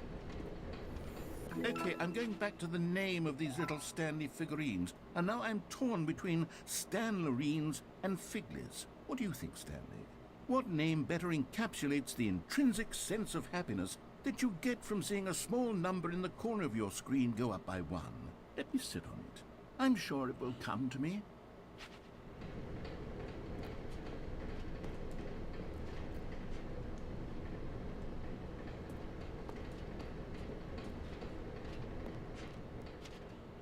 Red and blue room.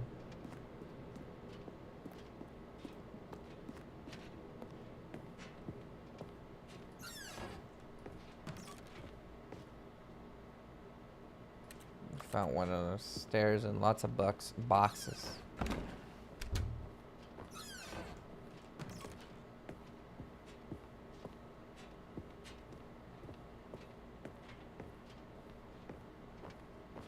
Stepping into his manager's office, Stanley was once again stunned to discover not an indication of any human life.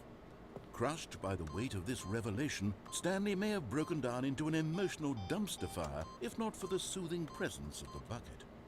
Even now, in his darkest of hours, did the bucket's warmth and guiding light pierce the dark clouds of confusion and chaos. It would be with him always. The bucket would, and he knew it. The two of them were inseparable. At this point, Stanley was so absorbed in the tender spiritual connection he shared with the bucket that he didn't notice the keypad behind the boss's desk. Nor in his bliss of simply being near the bucket did he have any notion that the PIN number for the keypad was 2845. I forgot. But Stanley guessed the correct code by sheer luck. Was it that the bucket knew all along? Was the bucket guiding him? Yes, this is certainly the most logical explanation. A room full of boxes.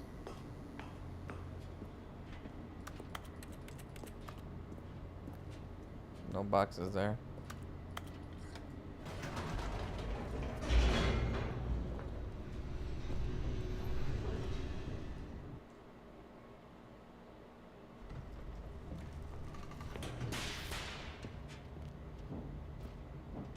Stanley and the bucket walked straight ahead through the large door that read, Mind Control Facility. Although this passageway had the word escape written on it, the truth was that at the end of this hall, but of course, Stanley and the bucket thought better of it and realized they simply had too much to live for.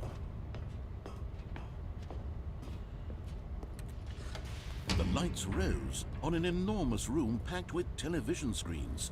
What horrible secret did this place hold?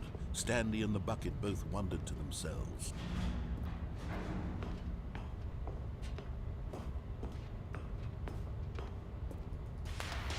The monitors jumped to life, and Stanley nearly dropped the bucket in shock. Everyone in the office was being videotaped, monitored like guinea pigs. The bucket had never seen anything like this, and it very nearly burst into tears as Stanley cradled it gently, reassuring it that everything would be fine. Was the bucket under the mind control facility's influence as well? Had the bucket been told to do things it didn't wish to do? What kinds of things does a bucket want to do or not want to do in the first place? These questions raced furiously in Stanley's feeble mind. No! He screamed into the bucket. He couldn't accept it. His own life in someone else's control, never! He squeezed the bucket tighter. His one friend in the entire world. At this point, he could trust no one except for the bucket.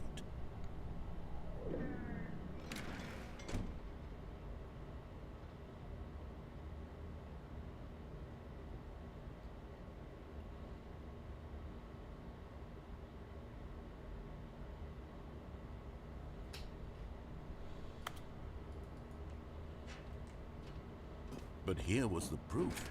The heart of the operation. Controls labeled with emotions, happy or sad or content. Walking, eating, working, all of it monitored and commanded from this very place. And as the cold reality of his past began to sink in, Stanley decided that this machinery would never again exert its terrible power over another human life. For he and the bucket would dismantle the controls for good. Two best friends, Stanley and the bucket, up against the world. They high-fived in a really cool way, and the bucket made a sassy comment about taking down the system.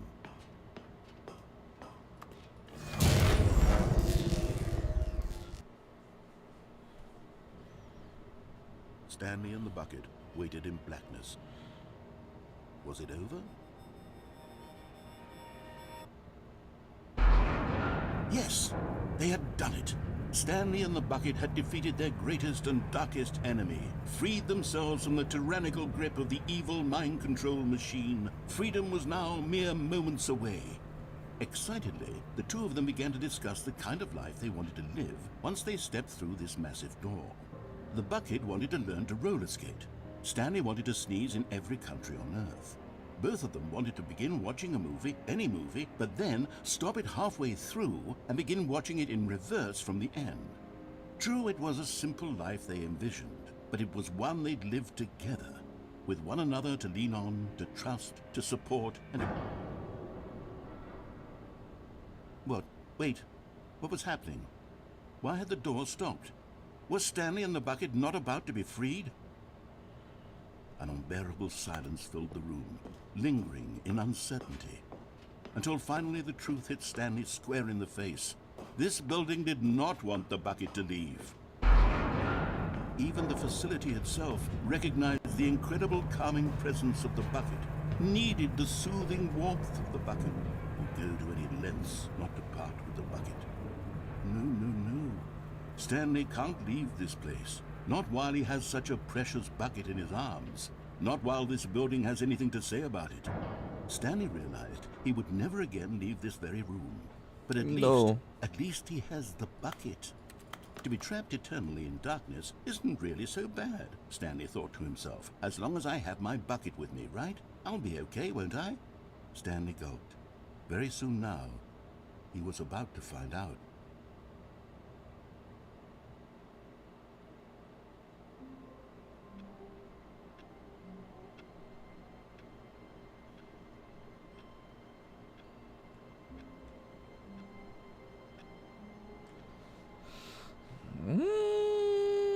What the hell just happened?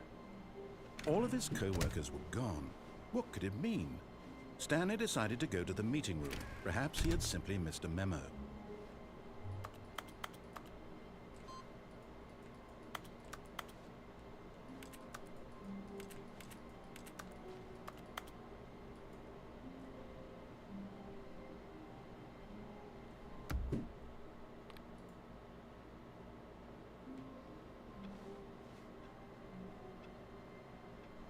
All of his co-workers were gone. What could it mean? Stanley decided to go to the meeting room. Perhaps he had simply missed a memo.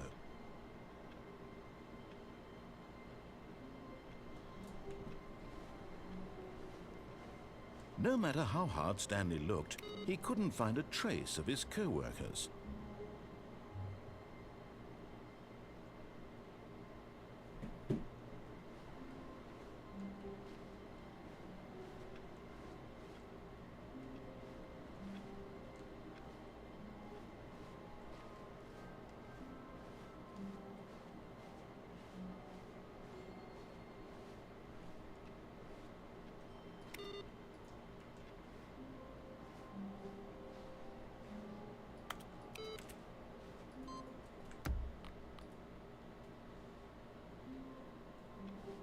All of his co-workers were...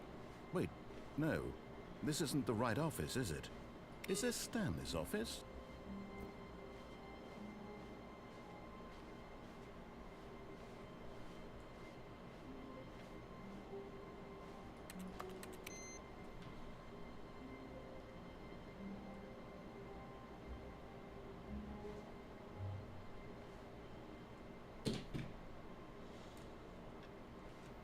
The good old bucket.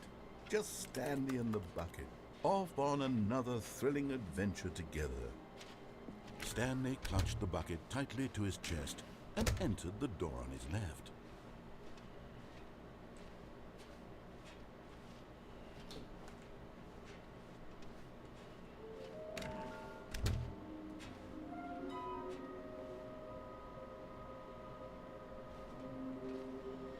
A large room, lots of bugs somewhere, both red and blue.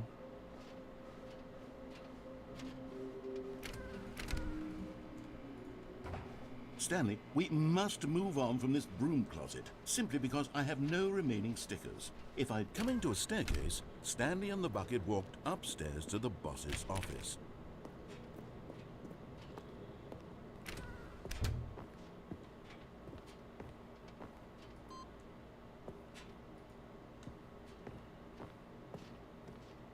Stepping into his manager's office,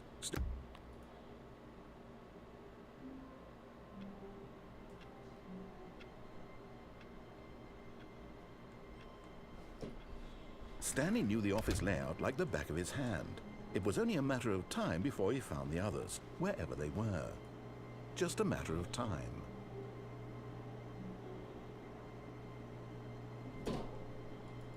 Stanley went around touching...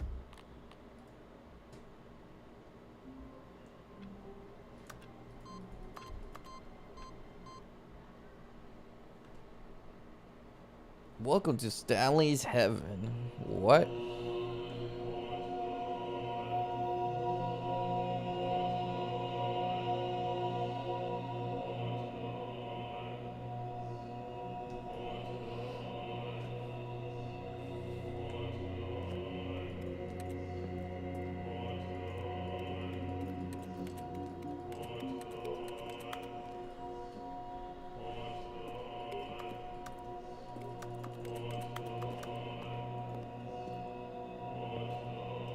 The hell is this?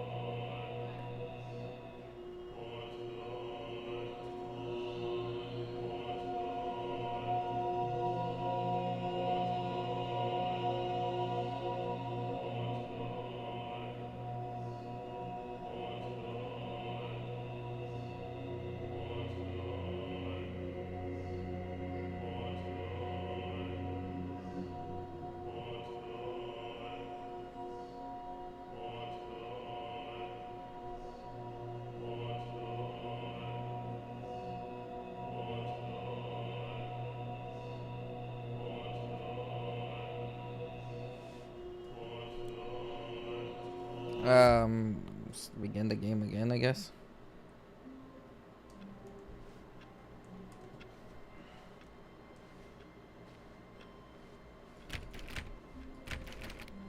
All of his co-workers were gone. What could it mean? Stanley decided to go to the meeting room. Perhaps he had simply missed a memo.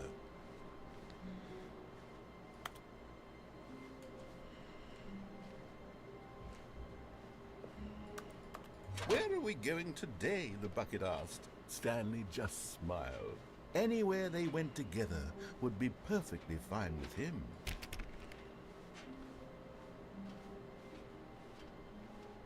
This looks different. Stanley clutched the bucket tightly to his chest. This was not the correct way to the meeting room, but Stanley had felt the bucket calling to him, telling him that the employee lounge was simply the place to be. And here it was. Had the bucket turned out to be correct? Was this better than the meeting room? Yes, Stanley thought to himself. Yes, perhaps it truly was. How in... No, never mind. The bucket was wrong. Stanley took the door on his left to go back to the meeting room. And so the two of them detoured through the maintenance section and walked straight ahead to the opposite door.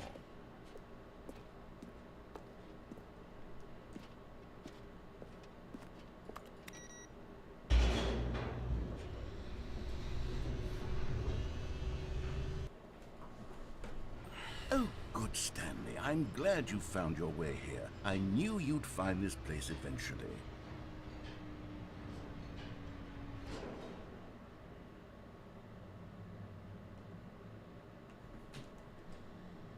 You see, your friends and I are concerned for you, Stanley. We've come together here because we care about you very much. It's this bucket you're carrying around everywhere. The bucket isn't even from the original Stanley Parable. It's just sequel content. We're the ones that matter, Stanley. Classic characters from the first game, like the Adventure Line and the Broom Closet. Because that's what fans want from a sequel. What the They hell? want more of their favorite jokes, not this bucket that they've never seen before. Yes, I know I'm the one who gave you the bucket, but you're spending too much time with it. Don't you want another story involving the Adventure Line? We could make the Adventure Line go somewhere new. Yes, yes, that's what the fans want. Let's do it.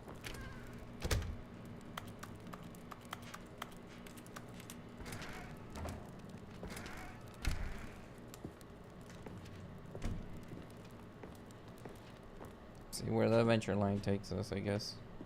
Whee! Look at that wacky line. Who knows where it'll go off to next? Oh, and it played some silly music as well.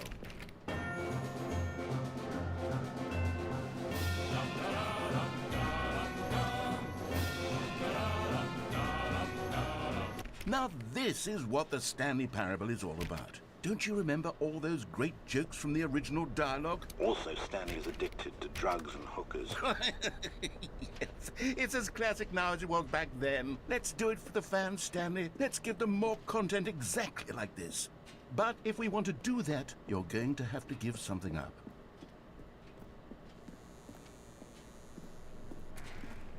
Don't you get it, Stanley?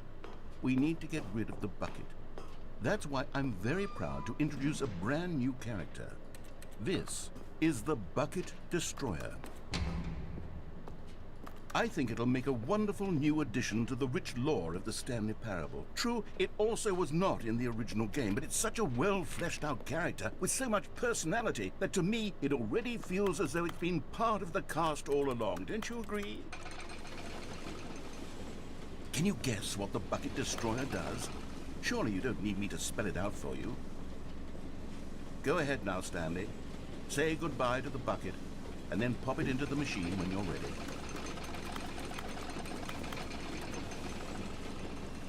No. Now listen to me. It's crucial that you give it the bucket.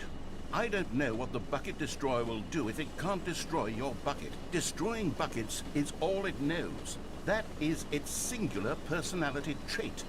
Sure, I can hear you saying, how does a character with only one personality trait deserve to join the pantheon of beloved Stanley Parable characters?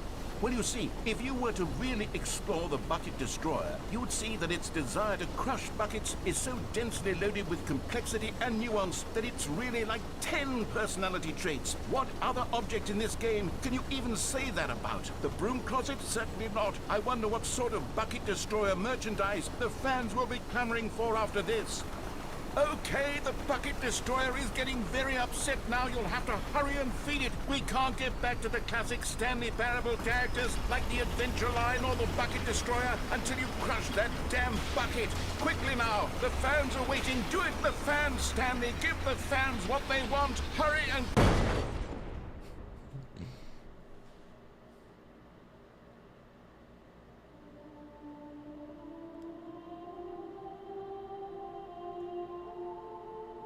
Bucket Destroyer, my prized creation.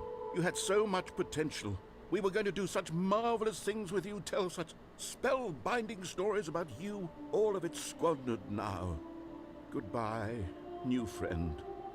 For the moment in time that you were here, you were magnificent.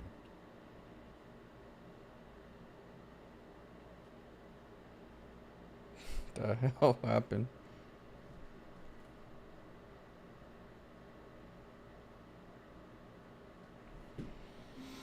The end is never the end. All of his co-workers were gone. What could it mean? Stanley decided to go to the meeting room. Perhaps he had simply missed a good bucket, a strong bucket, a humble bucket, a committed bucket, a bucket of culture and distinction. Stanley clutched the bucket tightly to his... This was not the correct way to the meeting room. But Stanley had felt the bucket calling to him, telling him that the employee lounge was simply the place to be. And here it was. Had the bucket turned out to be correct? No, never mind. The bucket was wrong. Stanley took the door on his left to go back to the meeting room. No, Said the bucket. don't go to the meeting room. Go somewhere else. The cargo lift, yes. Go there. Go to the cargo lift. Good, Said the bucket. now ride the lift all the way to the top. There's something up there I need you to do. Stanley did not question why or how this bucket was speaking to him. It should have alarmed him, of course, because buckets can't talk. But Stanley chose not to think about this obvious fact. He was firmly convinced that the bucket had spoken to him, and he unthinkingly did whatever the bucket asked.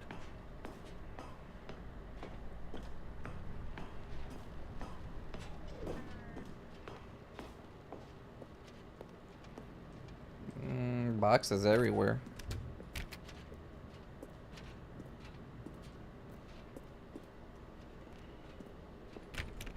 No, stop. Look there on the wall. You see, there's a sign right there. It says, "No buckets past this point." Stanley, how could you think it was okay to bring the bucket here? Unless, what if the problem is that you actually don't know what is a bucket and what isn't a bucket? I suppose that would explain a lot about your behavior up to this point. Which, if that's true, well, my goodness, I think we have to do something about it. This misunderstanding could have dire consequences on the entire rest of the game if not addressed quickly and properly. So much of the impact of the story is dependent on your understanding of what is and isn't a bucket. Please, step in here for a moment.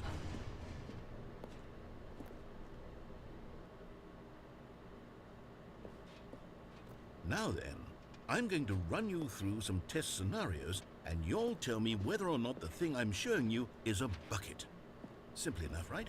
This should tell us everything we'll ever need to know about what is or is not a bucket.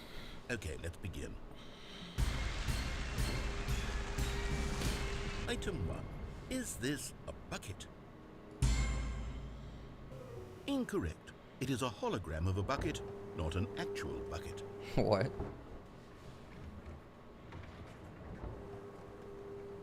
Item 2. Is this a bucket? Correct. It is a 3D printed recreation of a bucket, not an actual bucket. 3D printed.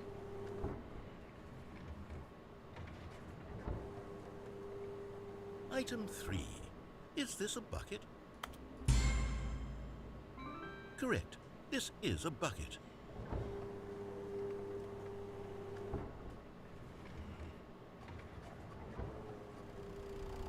Item 4.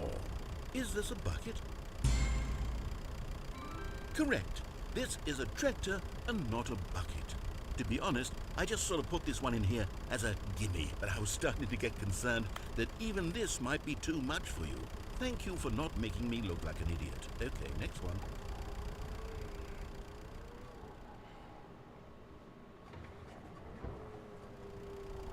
Is this a bucket?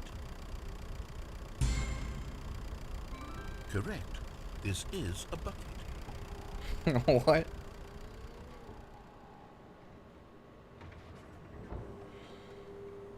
Item 6. Is this a bucket? Trick question. Both. Gotcha.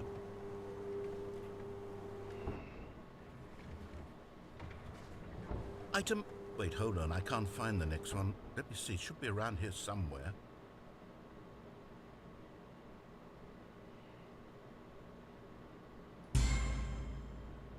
Okay, you and I both know there isn't anything here. And I don't appreciate the implication that nothing is a bucket when we both clearly know that a bucket is something, and therefore nothing could possibly be something. Unless, in your twisted mind, have you somehow convinced yourself that a bucket is nothing? Answer me straight, Stanley. Do you believe that nothing is a bucket?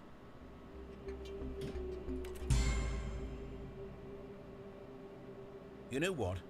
I'm too confused to even sort it out. I've lost all sense of perspective. What is a bucket? What isn't a bucket? Mere moments ago I could answer these questions with confidence. And yet now I'm somewhat adrift. Do any of us know what a bucket is? Am I a bucket? Stanley, I can't keep doing this. I'm losing myself, and myself was all I ever had to begin with. I'm afraid the bucket is threatening to tear our relationship apart. I can't have that. I'm sorry. But I'm going to erase all buckets from the game entirely. Okay, here we go.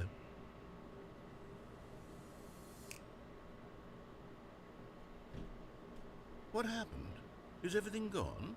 Why did everything disappear? Wait, was everything a bucket?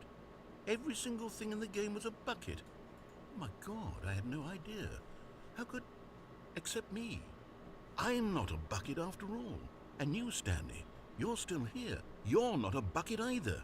Oh, this is wonderful news. We're not buckets. Yes, I actually feel much more at ease right now. It's delightful to get some clarity on that issue, but it doesn't change the fact that we haven't got a game. So, tell you what, I'll reset everything and we'll put back all of the buckets, okay? And we'll know that it's all a bucket. But if you run into anyone else, maybe don't mention that. Who knows what that information might do to a person? All right, here we go.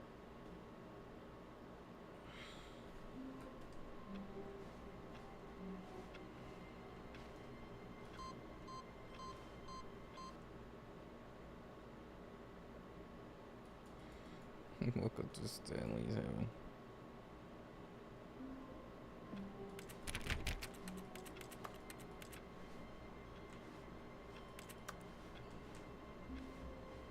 All of his co-workers were gone. What could it mean? Stanley decided to go to the meeting room. Perhaps he had simply missed him. The embrace of an old friend. A weathered companionship that stands the test of time.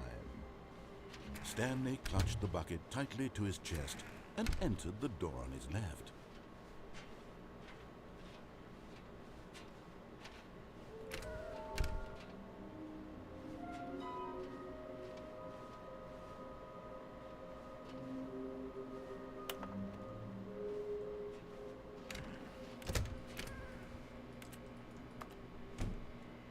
Stanley, we must move on from this broom closet, simply because I have no remaining stickers. Coming to a staircase, Stanley and the bucket walked upstairs to the boss's office.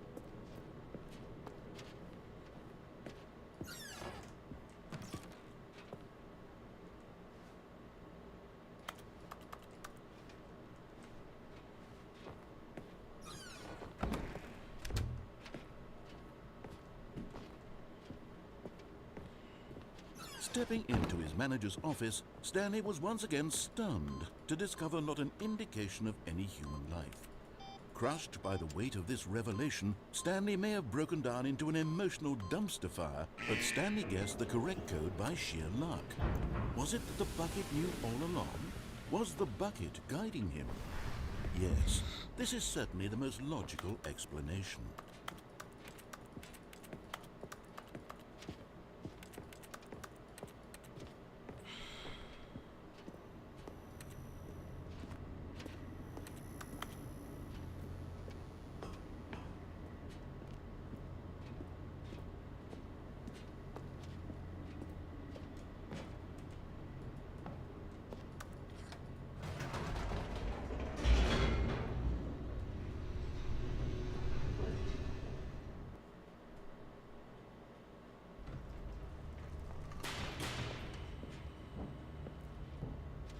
Stanley and the bucket walked straight ahead through the large door that read, Mind Control Facility.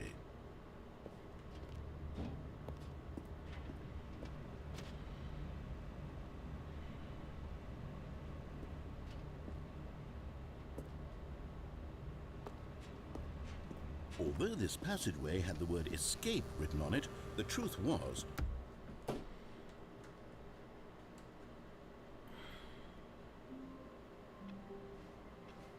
all of his co-workers were gone. What could it mean?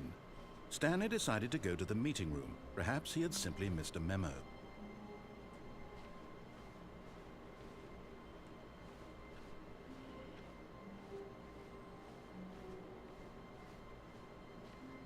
When Stanley came to a set of 2 open doors, this was not the correct way to the meeting room, and Stanley knew it perfectly well. Perhaps he wanted to stop by the employee lounge first, just to admire it. The lounge was grand, majestic, perhaps, but eager to get back to business, Stanley took the first open door on his left. Stanley was so bad at following directions, it's incredible he wasn't fired years ago. Look, Stanley, I think perhaps we've gotten off on the wrong foot here. I'm not your enemy, really, I'm not. I realize that investing your trust in someone else can be difficult, but the fact is that the story has been about nothing but you all this time. There's someone you've been neglecting, Stan. What? Really? I was in the middle of something. Do you have zero consideration for others? Are you that convinced that I want something bad to happen to you? Why, I don't know how to convince you of this, but I really do want to help you, to show you something beautiful. Look, let me prove it. Let me prove that I'm on your side. Give me a chance. Now listen carefully, this is important. Stanley walked through the red door.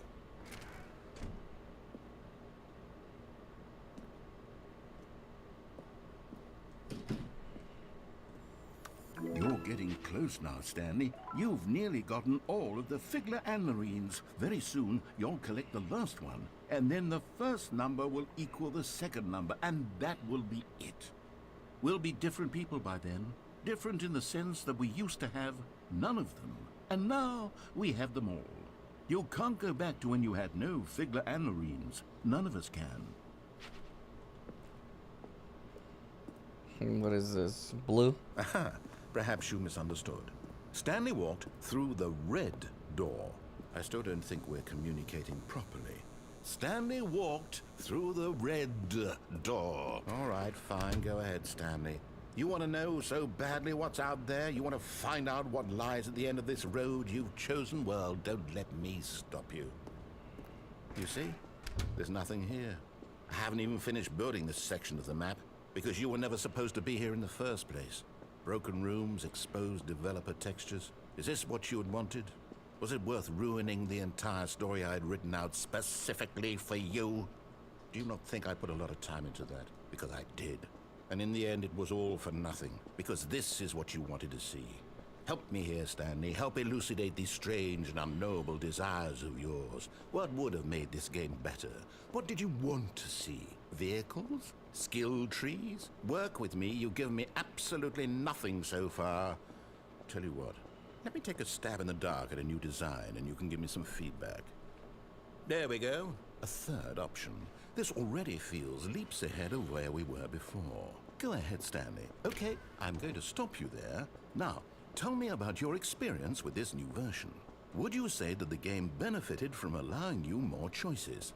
Feel free to be honest. I'm looking for some real critical feedback here. Aha! You see, I knew I was onto something. Where do these flashes of inspiration come from? How did I know the game needed a third door? Well, it's instinct mostly, a calling in your gut. I really couldn't say where the idea came from, except that I felt it in my soul. You can't teach that, Stanley. Don't even try. Here, based on the data from your previous playthrough, I've compiled a new version. And to be perfectly candid, I think I've knocked it out of the park with this one. Let's take a look.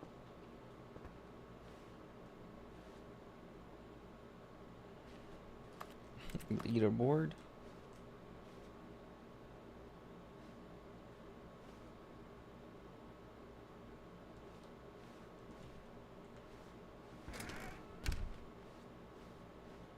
Now, would you say that competitive leaderboard helped you feel motivated to keep walking through doors? Again, honest answers, please.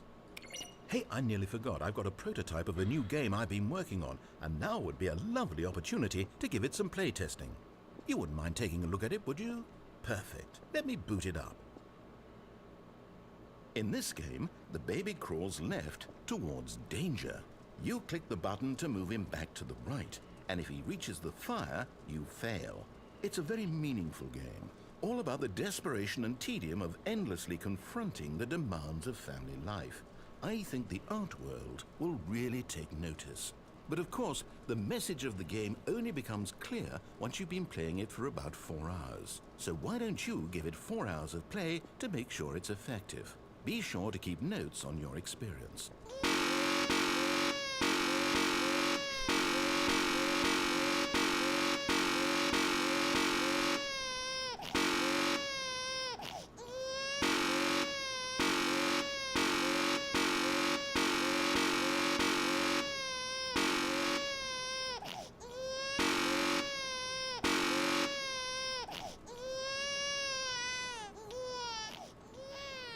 You heartless bastard. Did you do it because you hate babies or purely to spite me? Because if it's the latter, well, I don't know what to do. I'm completely out of ideas. I can't think of a single thing that might improve the experience for me. I'm not even going to try. I'm out, I'm done. It's over. Thank you for playing. Your input was extremely valuable. Oh, hey, since my game was so awful, why don't we play someone else's game? Just to ease the pain. Let's see. What do we have here? Yes, this seems like it'll work. Let's give it a shot.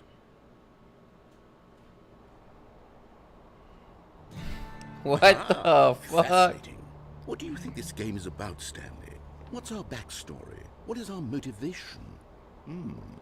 Firewatch. It's obvious to me that you are meant to play as a creepy man spying on innocent civilians below you from up high in your creep tower, perhaps for some sort of twisted erotic purpose. Yes, that must be it.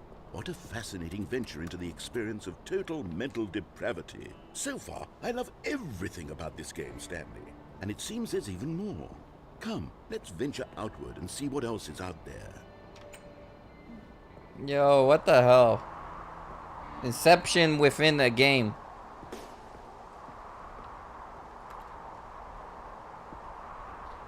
It's literally Firewatch out of nowhere.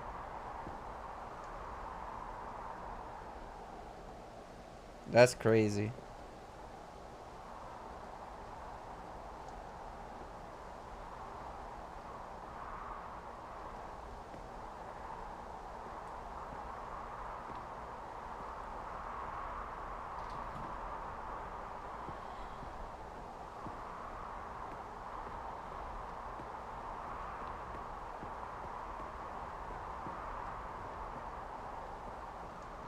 Oh, no. No, it can't be.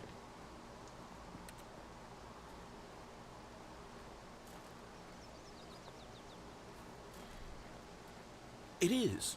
It's an open world game. Good God, quickly, block it off. Oh, thank goodness, Stanley. What a close call. You nearly wandered off into that thing. That big, open Just wandering around, no right or wrong directions, no path to follow. You can just go in any... Oh, thank heavens we avoided it. We're out of the woods now, Stanley. Okay, I'm going to get us out of here. Let's find another game. Preferably something with walls. Something with nice, big, insurmountable walls. Okay, I think this will be just the thing. Wonderful. See, this is exactly what I had in mind. Just a nice big box for you to run around in. There isn't any possibility that you could get lost here. Now this is game design. Stanley, if you manage to get lost in this game, I will be phenomenally impressed. Okay, so what exactly do we do here? Let's see. There are lots of cars here in the back, but obviously there's no racetrack. Okay, I'm seeing that there's a ball of some kind back here. Is this game sports ball? Stanley, I think it's sports ball. Oh, what fun. We shall run the bases and do a touchdown together? Yes, I think surely we must. Okay, Stanley, here's the ball. Have fun.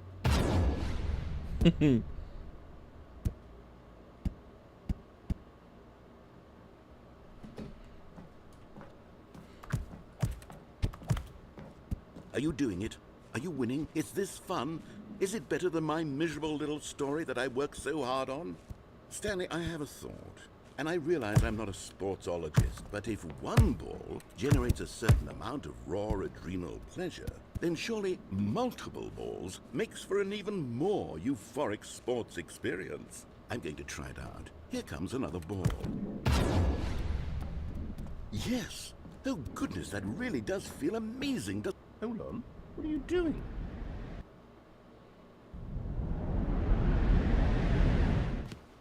Stanley, don't do that. I can't follow you there. I can't help you. How will you write a story without me? You can't do it. You know that. Stanley, come back.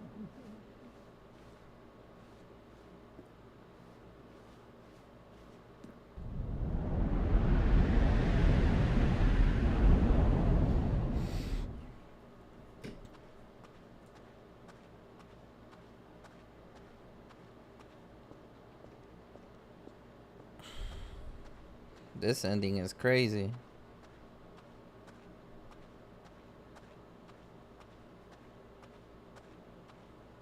Hey, what's up, vending machine? Welcome to the stream.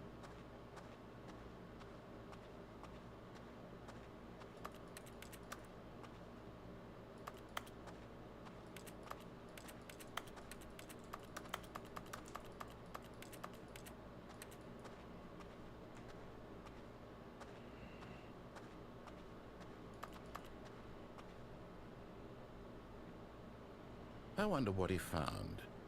If what he wanted was to be the leading man in his own story, well, perhaps he's gotten it. Down in wherever he is right now. I wonder if he's happy with his choice, and if he's learned the heavy cost that comes with it. He'll understand soon what I was trying to tell him. He needs me. Someone who will wrap everything up at the end, to make sense out of the chaos and the fear and the confusion. That's who I am. That is what I mean to this world. Oh, yes. Yes, I'll be back. There's no other way. Once this ends, after it all comes to a close, then I'll be back. The end will be here soon. Very soon. I can wait.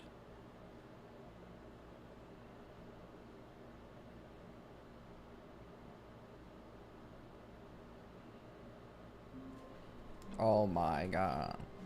All of his co-workers were gone. What could it mean? Stanley decided to go to the meeting room. Perhaps he had simply missed a memo. The bucket made Stanley want to be a better man and a better co-worker. In time, perhaps, he would become both of those. Stanley clutched the bucket tightly to his... This was not the correct way to the meeting room. But Stanley had felt the bucket calling to him, telling him that the employee lounge was simply the place to be. And here it was. Had the bucket turned out to be correct? No, never mind. The bucket was wrong. Stanley took the door on his left to go back to the meeting room. No, Said the bucket. don't go to the meeting room. Go somewhere else. The cargo lift, yes. Go there. Go to the cargo lift. And there it is, the last Stiggly Wiggly. Savor this moment, Stanley. This is a real accomplishment. This is doing something just for the sake of doing it. Where so many people expect to be rewarded for the most trivial achievements, you've insisted that a job well done is its own reward. I would tell you that I'm proud of you for collecting them all, but that would be like a reward, and we can't have that. So, instead I'll just say, it's done. We're all done here. And now we can go to whatever the hell you were doing before you hunted for figurines.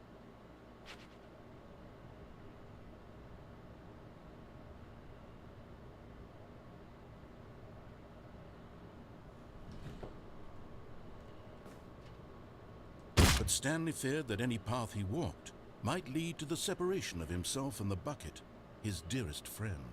So he threw himself to his death, that they might die in one another's arms. How deeply touching.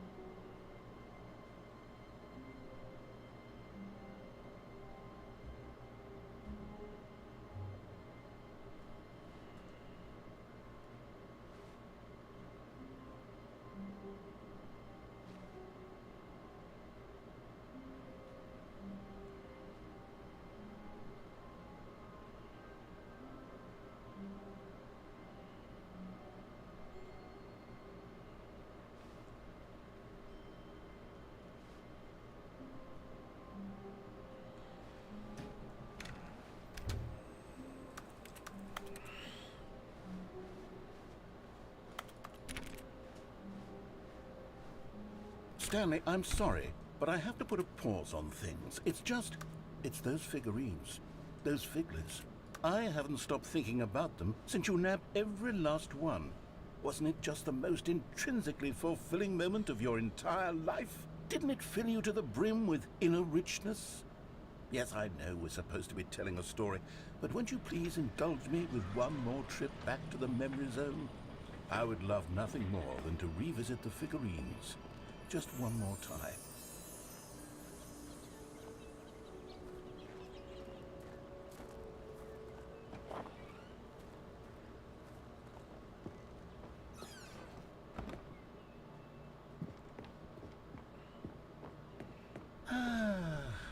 Here's where it all began. The first collectible. Back then, we had no idea of how many of them we'd find. Sure, it said 6 right there on the screen, but how could we know for certain? We were so innocent. We'll never be like that again, Stanley.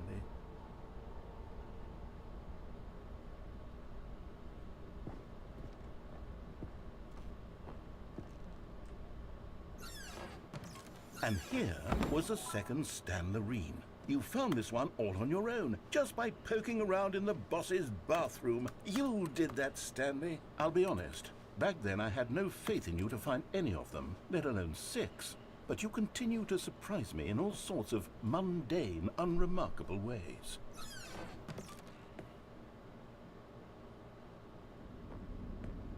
Okay, let's do a little quiz. Which of these rooms was the room you found your third mini Stan? Can you remember?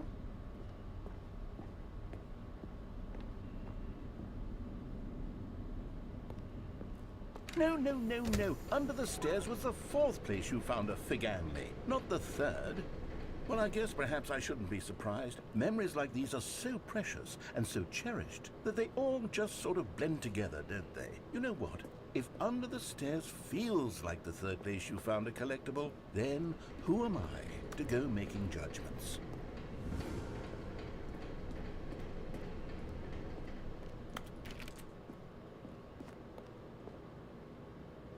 Let's see, what came next? Oh yes, we found a Figley in this pink room. Oh well, I can't actually say I remember being in this room, but it's here in the memory zone, so it must have happened.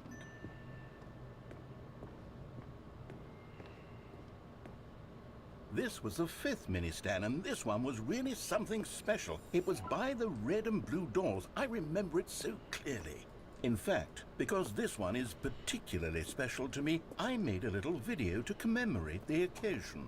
Enjoy.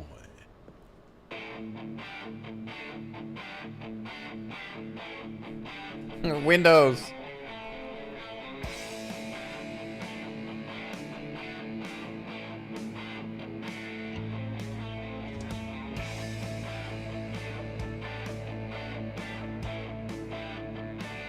Windows Media Maker.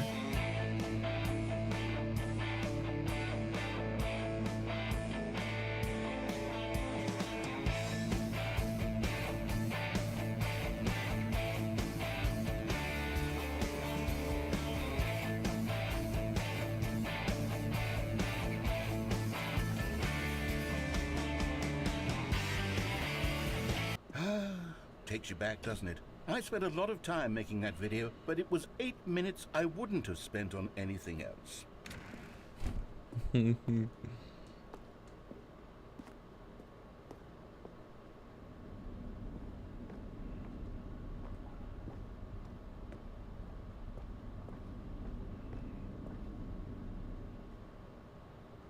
And then, Stanley, then we came to the last collectible, the final figurine, right here in the warehouse. This memory is the most distinct and clear in my mind, perhaps because it was the one that happened more recently than all the others. Who can truly say how the mind works? All I know is that this is the moment where you picked up a Figley and I thought to myself, yes, that's all of them. They're all collected. It was a moment unlike any other. Except for the other moments picking up figurines, which it was exactly like.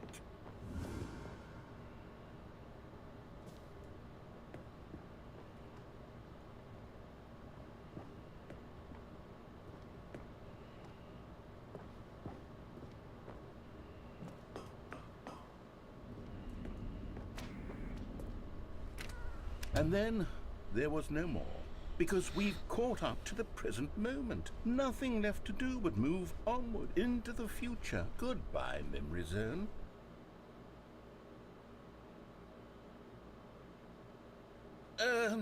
No, I'm not done. I'm not ready to move on. Stop the loading screen. Isn't there some way we can stay here, keep enjoying these figurines? Let's just go backwards. We'll do the memory zone again from the opposite direction. See how that feels.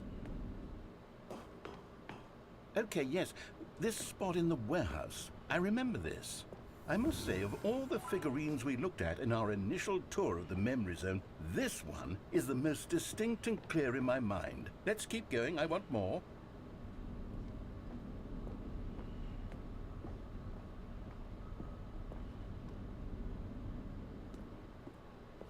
And here's where I made that video. Don't you remember the video we watched?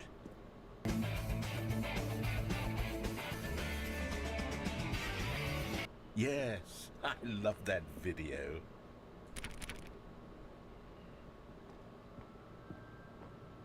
Still don't remember the pink room, Stanley. Still no memory of this one. Good room, though. A solid room. These really were a treat to hunt down. You know, if there had been any kind of reward for finding all of these, it really would have muted the intrinsic joy of collecting them. I'm very glad we resisted the temptation. Next one.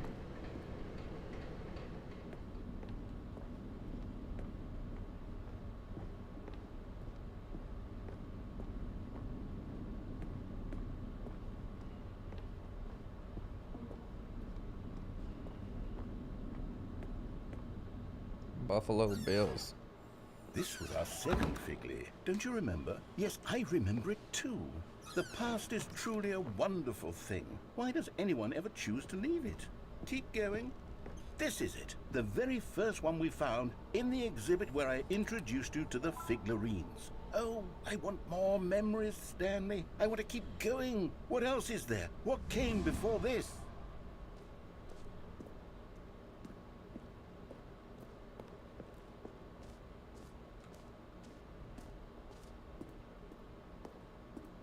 Look, it's the terrible new content that we were originally sold on. I remember hating it back then. But time does put a rosy filter on everything. In fact, I dare say I'm actually quite fond of it now. Look how much fun. Oh, yes, the two doors. Who could have forgotten that? A classic memory, this one.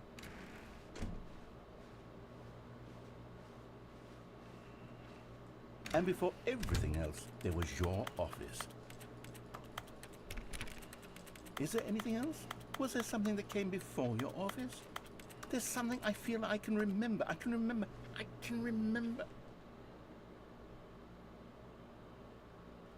Yes, I'm remembering something now. I remember before this whole story got started. Back then I was different. I used to make big decisions. I was passionate. I was skeptical. I weighed each decision with profound thoughtfulness. And then somewhere along the way, I stopped making decisions. I became lazy, and I came up with a character named Stanley to do my thinking for me. He would make the decisions. He would decide which way to go. I would cheer him on as he collected figurines for no reason.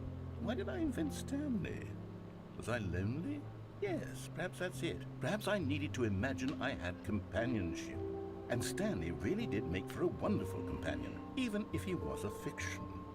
But I suppose it's grown old. I want to think for myself again.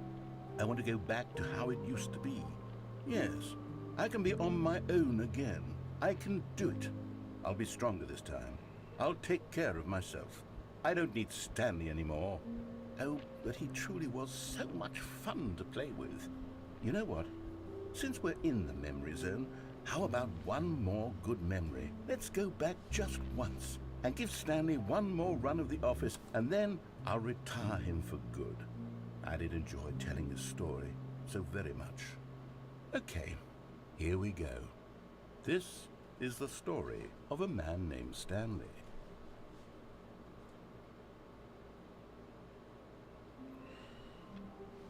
Someone was following Stanley. He was sure of it. If he checked over his shoulder now, he would surely catch them. It was only a matter of time.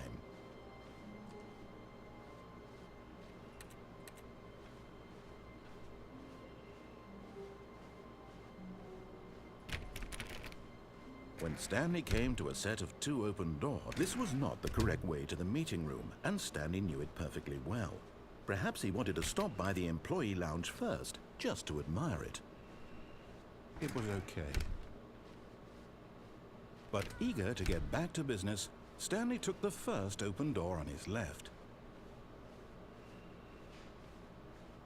Stanley was so bad at following directions, it's incredible he wasn't fired years ago. Look, Stanley, I think perhaps we've gotten off on the wrong foot here. I'm not your enemy, really, I'm not. I realize that investing your trust in someone else can be difficult, but the fact is that the story has been about nothing but you all this time. There's someone you've been neglecting, Stanley. Someone you've forgotten about. Please, stop trying to make every decision by yourself. Now, I'm not asking for me, I'm asking for... This is it, Stanley. Your chance to redeem yourself. To put your work aside. To let her back into your life. She's been waiting.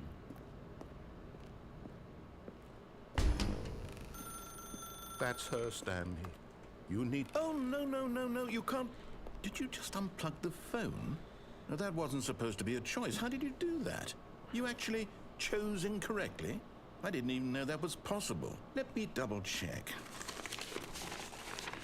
No, it's definitely here, clear as day. Stanley picks up the phone. He's taken to his apartment where he finds his wife, and the two pledge themselves to one another. Music comes in, fade to white, roll credits. Not picking up the phone is actually somehow an incorrect course of action.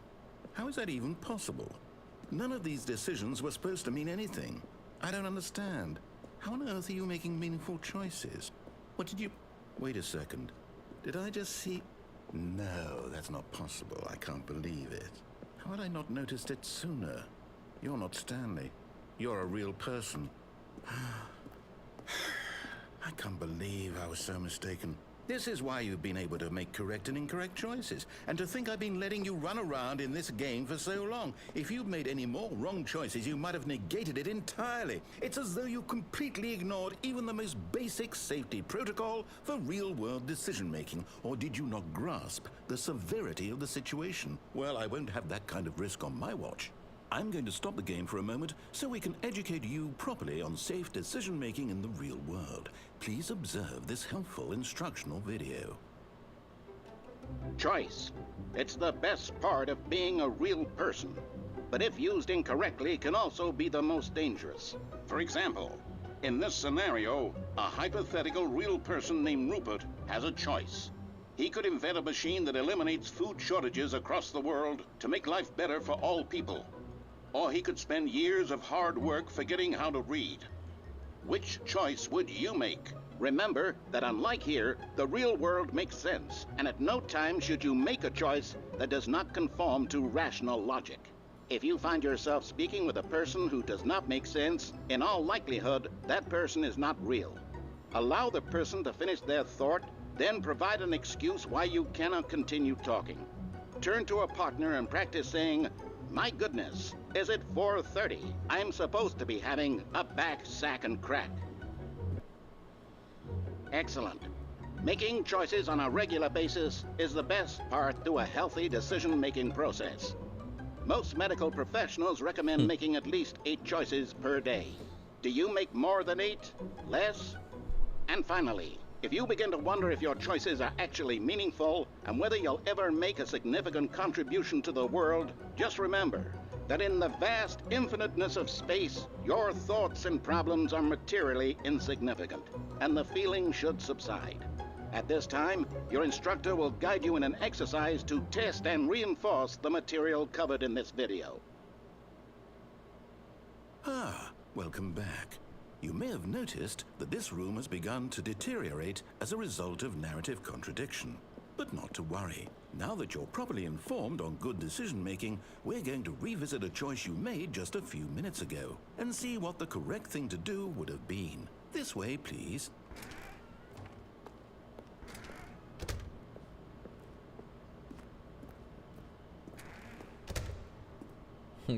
What? Now that we know your choices are meaningful, we can't have you jumping off the platform and dying. Imagine the main character dying senselessly halfway through the story. That story would make no sense at all. We just need to get you home as soon as possible before the narrative contradiction gets any worse.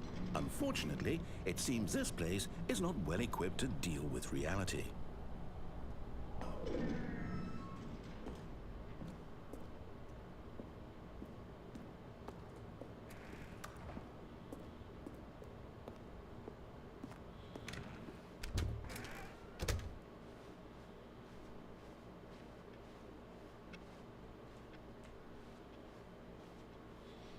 Guess this one's just taking us back. Almost there. You'll take the door on the left, back to the correct ending, the story will have resolution once again, and you'll be home free in the real world.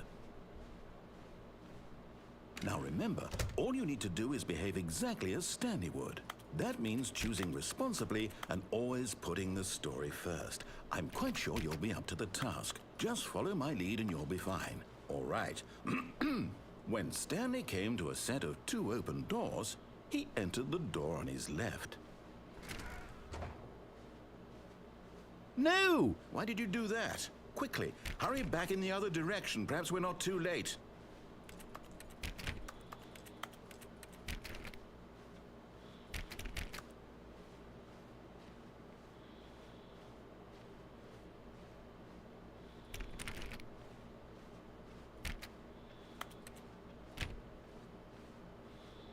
Oh, it's ruined. I can't believe, after everything we talked about, that my story, you've destroyed my work. Why? For what? What did you get out of that? What did you think was so special about seeing the game undone, left here like so much garbage? It's worthless now. And what am I supposed to do? Even if there were a way to continue, would it be worth it? To know that my story is now incorrect? How can I go back to that? I can't erase that knowledge. I'll have to live with it forever. Reliving its impossibility forever. I couldn't live that way. Is it better to shut the game down entirely? To willingly destroy all of my work? I don't know. What's the answer? What do I do? What do I do? What do I... No, I have to. I have to shut the game down. I have to. I have to.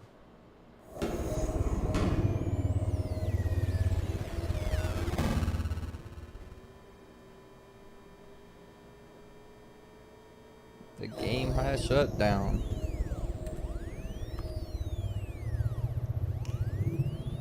Oh, I'm here. I'm still here. Here in this pile of rubbish. With you. You.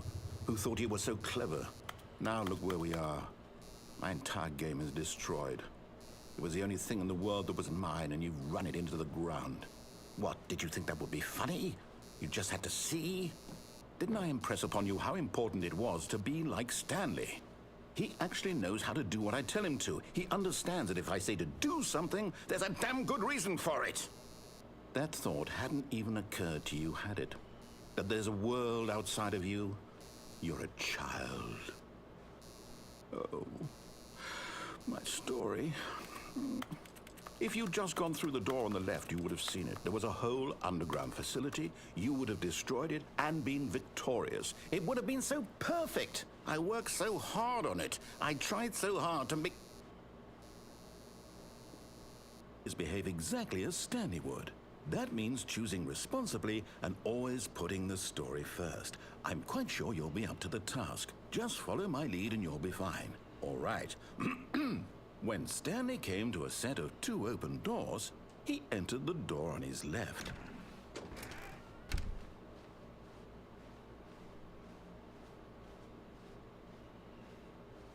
Yet there was not a single person here either. Feeling a wave of disbelief, Stanley decided to go up to his boss's office, hoping he might find an answer there. Coming to a staircase, Stanley walked upstairs to his boss's office. Stepping inside his manager's office, Stanley was once again stunned to discover not an indication of any human life. Shocked, unraveled, Stanley wondered in disbelief who orchestrated this, until he saw the door with a voice receiver next to it. Surely behind this door lay all the answers to his questions. And beyond all probability, he knew the passcode. He had seen it on his boss's computer just last week. Night Shark 115. Was this the code to open the door?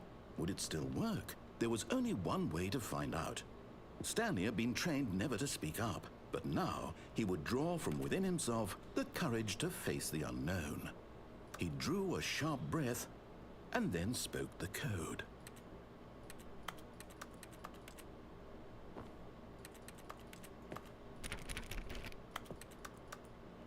Night Shark 115. Stanley spoke the code. Night Shark 115. He spoke it into the receiver, right there on the wall.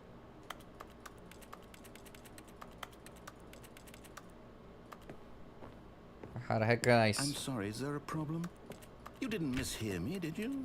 Please speak the code into the receiver. Otherwise, we can't get on with the story. This is a crucial step. Yeah, how am I gonna speak into it? Okay, fine. You're not gonna do it. But you know what? It's pretty humiliating to bring you this far, only for you to suddenly decide you have better things to do. I asked you for this one single thing, for your respect. The kind of respect Stanley shows for his choices. He knows what it means to take a story seriously. If you didn't want to see what I had to show you, then why did you come here? You had a choice, you know. You could have gone through the door on the right. You could have done whatever the hell you wanted over there. Why did you come this way? Speak. Say something to me. Explain yourself, you coward. You... When Stanley came to a set of 2 open doors, he entered the door on his left. Stanley? Hello? Are you... Is everything okay? Stanley, please. I need you to make a choice. I need you to walk through the door. Are you listening to me? Can you hear me? Is everything all right? Stanley, this is important. Is that really the ending? The story needs you. It needs you to make a decision. It cannot exist without you. Do you understand me? Whatever choice you make is just fine. They're both correct. You cannot be wrong here. We can work together. I'll accept whatever you do. I simply need you to take that step forward, please. Choose. Do something. Anything. This is more important than you can ever know. I need this. The story needs it. So, you hear me? Are you there? Are you listening to this? Stanley, are you there? Okay. It's okay, I can wait. We need time to decide. Time to make sure your choice is correct. That is the best choice. That's all right. I'll wait for you to decide what's the right thing to do. Take as much time as you need.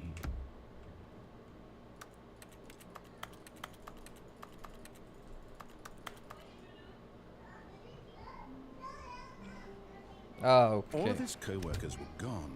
What could it mean? Stanley decided to go to the meeting room. Perhaps he had simply missed a memo. What the hell? Now I'm confused. Was that really the ending? When Stanley came to a set of 2 open doors, this was not the correct way to the meeting room, and Stanley knew it perfectly well. Perhaps he wanted to stop by the employee lounge first, just to admire it. It was okay. But eager to get back to business, Stanley took the first open door on his left. Stanley was so bad at following directions, it's incredible he wasn't fired years ago.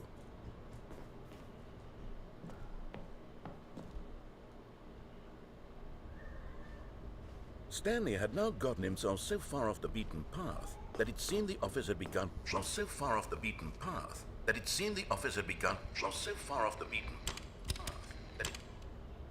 Oh, we can shut him up. You didn't think I was actually just a recording, did you? What a silly and trite explanation that would be. All the back and forth between you and me, all the absurd adventures we've been through, and it all turns out I'm just a tape recording? It was all just in Stanley's head. I bet that's the kind of twist you think is revelatory. I bet each and every time you watch a movie where it turns out all to be in the main character's imagination, you must absolutely bolt off the couch in pure shock at the phenomenal and intricate storytelling. It must be so simple to be you.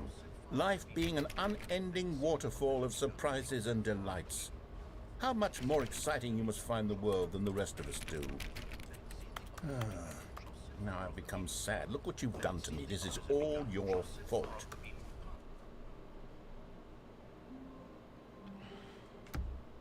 How long was I sitting there? Stanley wondered to himself. Minutes? Days? Not everyone is so lucky to have a bucket, but Stanley is a very lucky fellow. Very lucky indeed.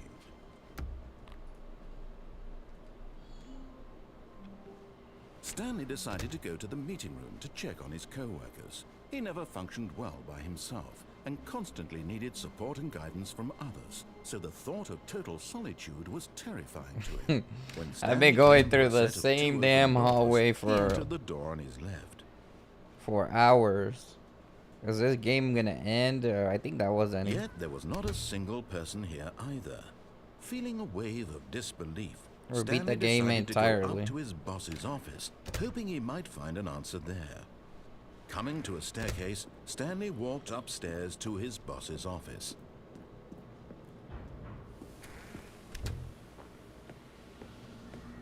Here's the door, just go.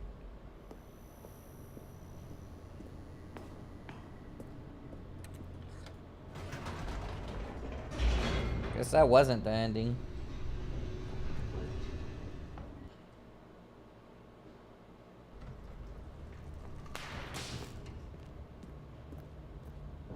Stanley walked straight ahead through the large door that read Mind Control Facility.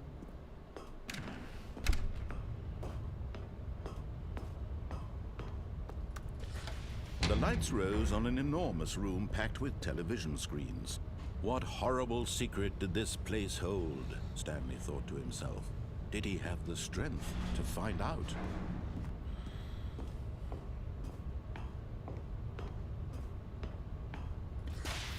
Now the monitors jumped to life, their true nature revealed. Each bore the number of an employee in the building, Stanley's co-workers. The lives of so many individuals reduced to images on a screen, and Stanley, one of them, eternally monitored in this place where freedom meant nothing. This mind control facility, it was too horrible to believe. It couldn't be true. Had Stanley really been under someone's control all this time?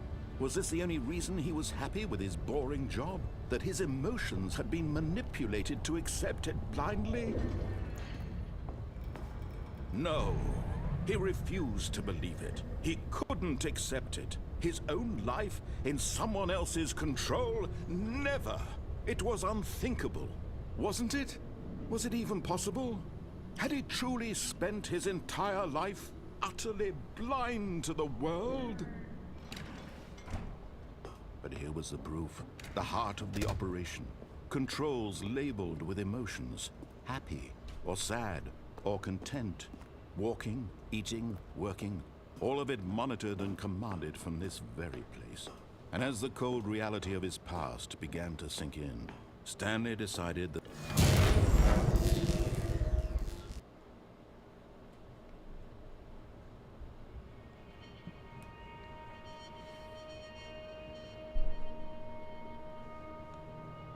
blackness and a rising chill of uncertainty. Was it over? Yes. He had won. He had defeated the machine, unshackled himself from someone else's command. Freedom was mere moments away. And yet, even as the immense door slowly opened, Stanley reflected on how many puzzles still lay unsolved. Where had his co-workers gone? How had he been freed from the machine's grasp? What other mysteries did this strange building hold? But as sunlight streamed into the chamber, he realized none of this mattered to him. For it was not knowledge or even power that he had been seeking, but happiness. Perhaps his goal had not been to understand, but to let go. No longer would anyone tell him where to go, what to do, or how to feel. Whatever life he lives, it will be his. And that was all he needed to know. It was perhaps the only thing worth knowing. Stanley stepped through the open door. Stanley felt the cool breeze upon his skin, the feeling of liberation, the immense possibility of the new path before him. This was exactly the way, right now, that things were meant to happen.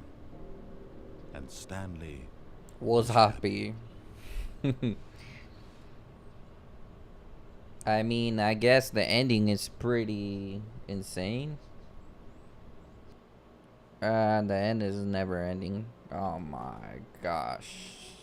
Of course. How long was I sitting there? Stanley wa- Quit to menu. Let's see what happened.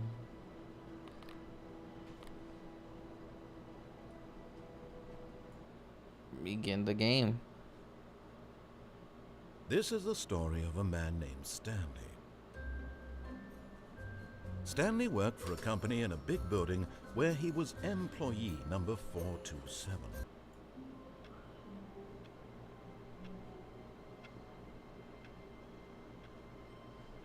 I think that's about the end.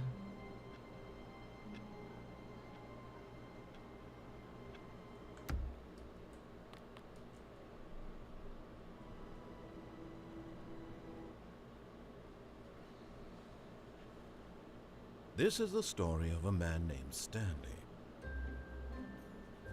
Stanley worked for a company in a big building where he was employee number 427.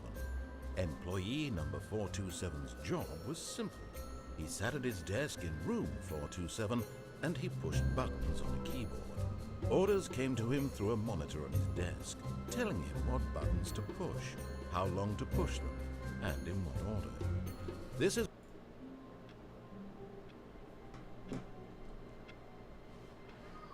all of his co-workers were gone. What could it mean? Stanley decided to go to the meeting room. Perhaps he had simply... It takes a lot of humility to carry a bucket Maybe I have to so finish magnificent. Stanley checked his ego and then proceeded onward. Stanley clutched the bucket tightly to his chest and entered the door on his left. Still no one was here. Stanley needed the bucket's warmth and comfort now more than ever. Perhaps his boss's office was where he'd find answers. Coming to a staircase, Stanley and the bucket walked upstairs to the boss's office.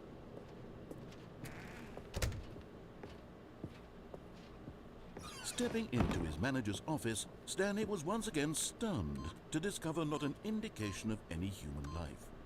Crushed by the weight of this revelation, Stanley may have broken down into an emotional dumpster fire, but Stanley guessed the correct code by sheer luck.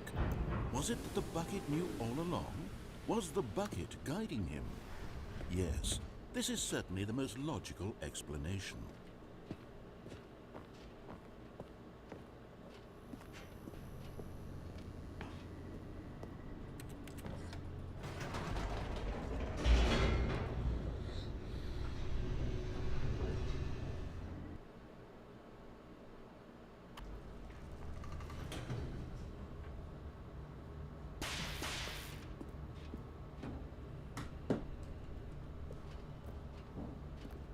Stanley and the bucket walked straight ahead through the large door that read, Mind Control Facility.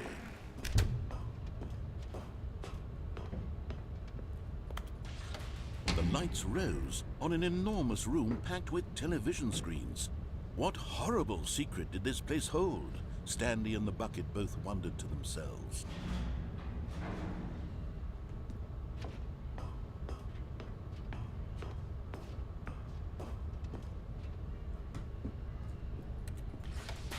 Monitors jumped to life, and Stanley nearly dropped the bucket in shock.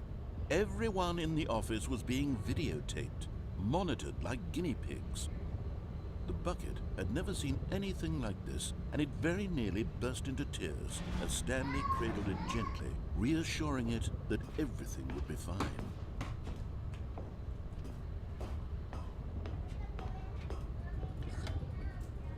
Was the bucket under the mind control facility's influence as well?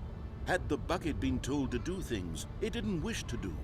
What kinds of things does a bucket want to do or not want to do in the first place? These questions raced furiously in Stanley's feeble mind.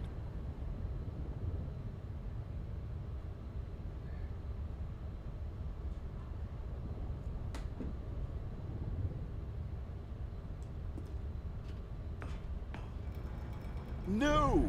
He screamed into the bucket. He couldn't accept it. His own life in someone else's control, never! He squeezed the bucket tighter. His one friend in the entire world.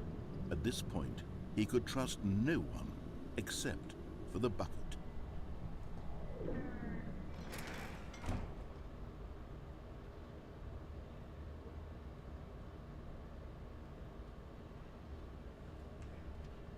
But here was the proof. The heart of the operation. Controls labeled with emotions, happy or sad or content. Walking, eating, working, all of it monitored and commanded from this very place. And as the cold reality of his past began to sink in, Stanley decided that this machine... But at the last second, the bucket jumped in and pressed the button to turn on the controls. Stanley gasped in horror. Had this been the bucket's plan all along? To take over the machine and claim the power for itself?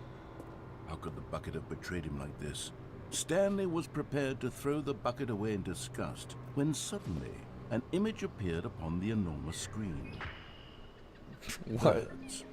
Silly, silly birds. The control buttons became active again.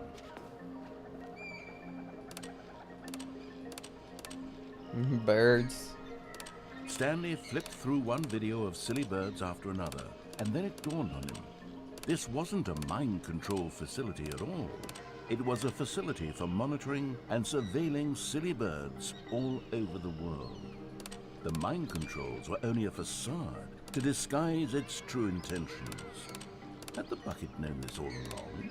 Stanley marveled at the metal genius in his hands. the one who had pointed him towards this incredible discovery. Stanley and the bucket never found freedom because they spent the rest of their lives here in this place, flipping through live streams of the silliest birds imaginable. Of all the possible paths his life could have taken, this one was surely the best. And Stanley was happy.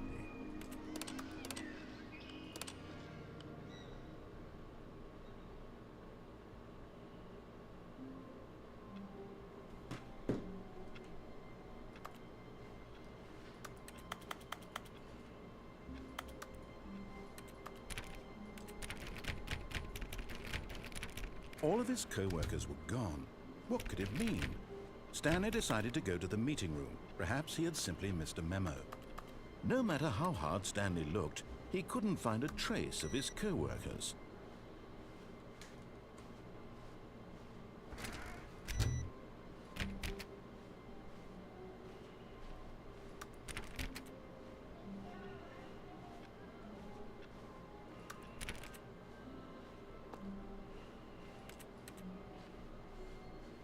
When Stanley came to a set of 2 open doors, he entered the door on his left.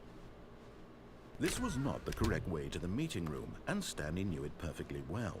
Perhaps he wanted to stop by the employee lounge.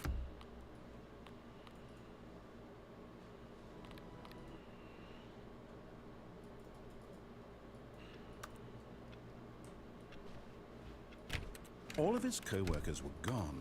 What could it mean? Stanley decided to go to the meeting room. Perhaps he had simply missed a memo.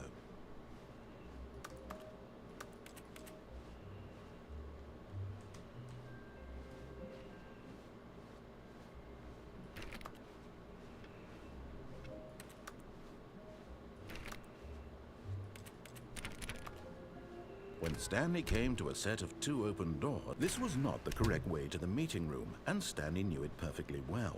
Perhaps he wanted to stop by the employee lounge first, just to admire it. It was okay. Who goes to the Eager employee to get lounge? back to business, Stanley took the first open door on his left. And so he detoured through the maintenance section, walked straight ahead to the opposite door, and got back on track. But Stanley didn't want to go back to the office. He wanted to wander about and get even further off track. So now in order to get back, he needed to go, from here it's, left.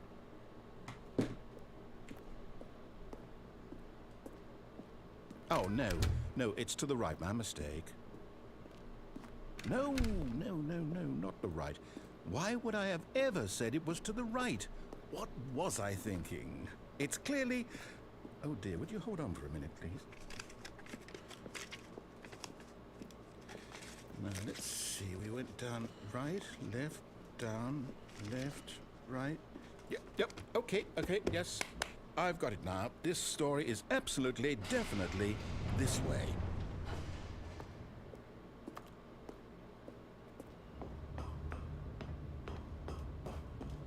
No. This isn't right at all. You're not supposed to be here yet. This is all a spoiler. Quick, Stanley, close your eyes. Okay. We just have to get back to, oh, who am I kidding? It's all rubbish now. The whole story completely unusable. How about, rather than waste my time trying to salvage this nonsense, we'll just restart the game from the beginning. And this time, suppose we don't wander so far off track, Okay, from the top. All of his co-workers were gone. What could it mean? Stanley decided to go to the meeting room. Perhaps he had simply missed a memo.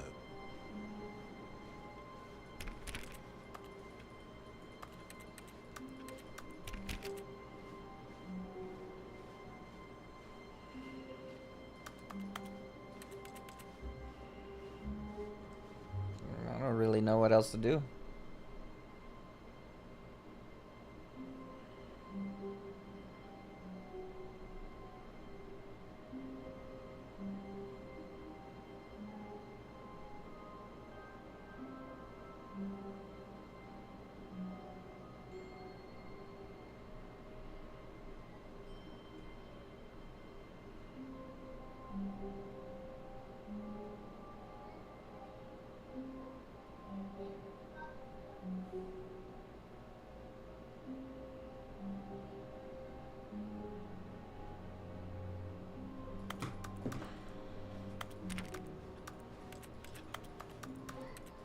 Well, I think that's where I'm quitting.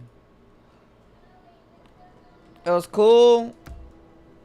And maybe we'll continue it another day. I think that's pretty much it, but who knows? There might be other stuff.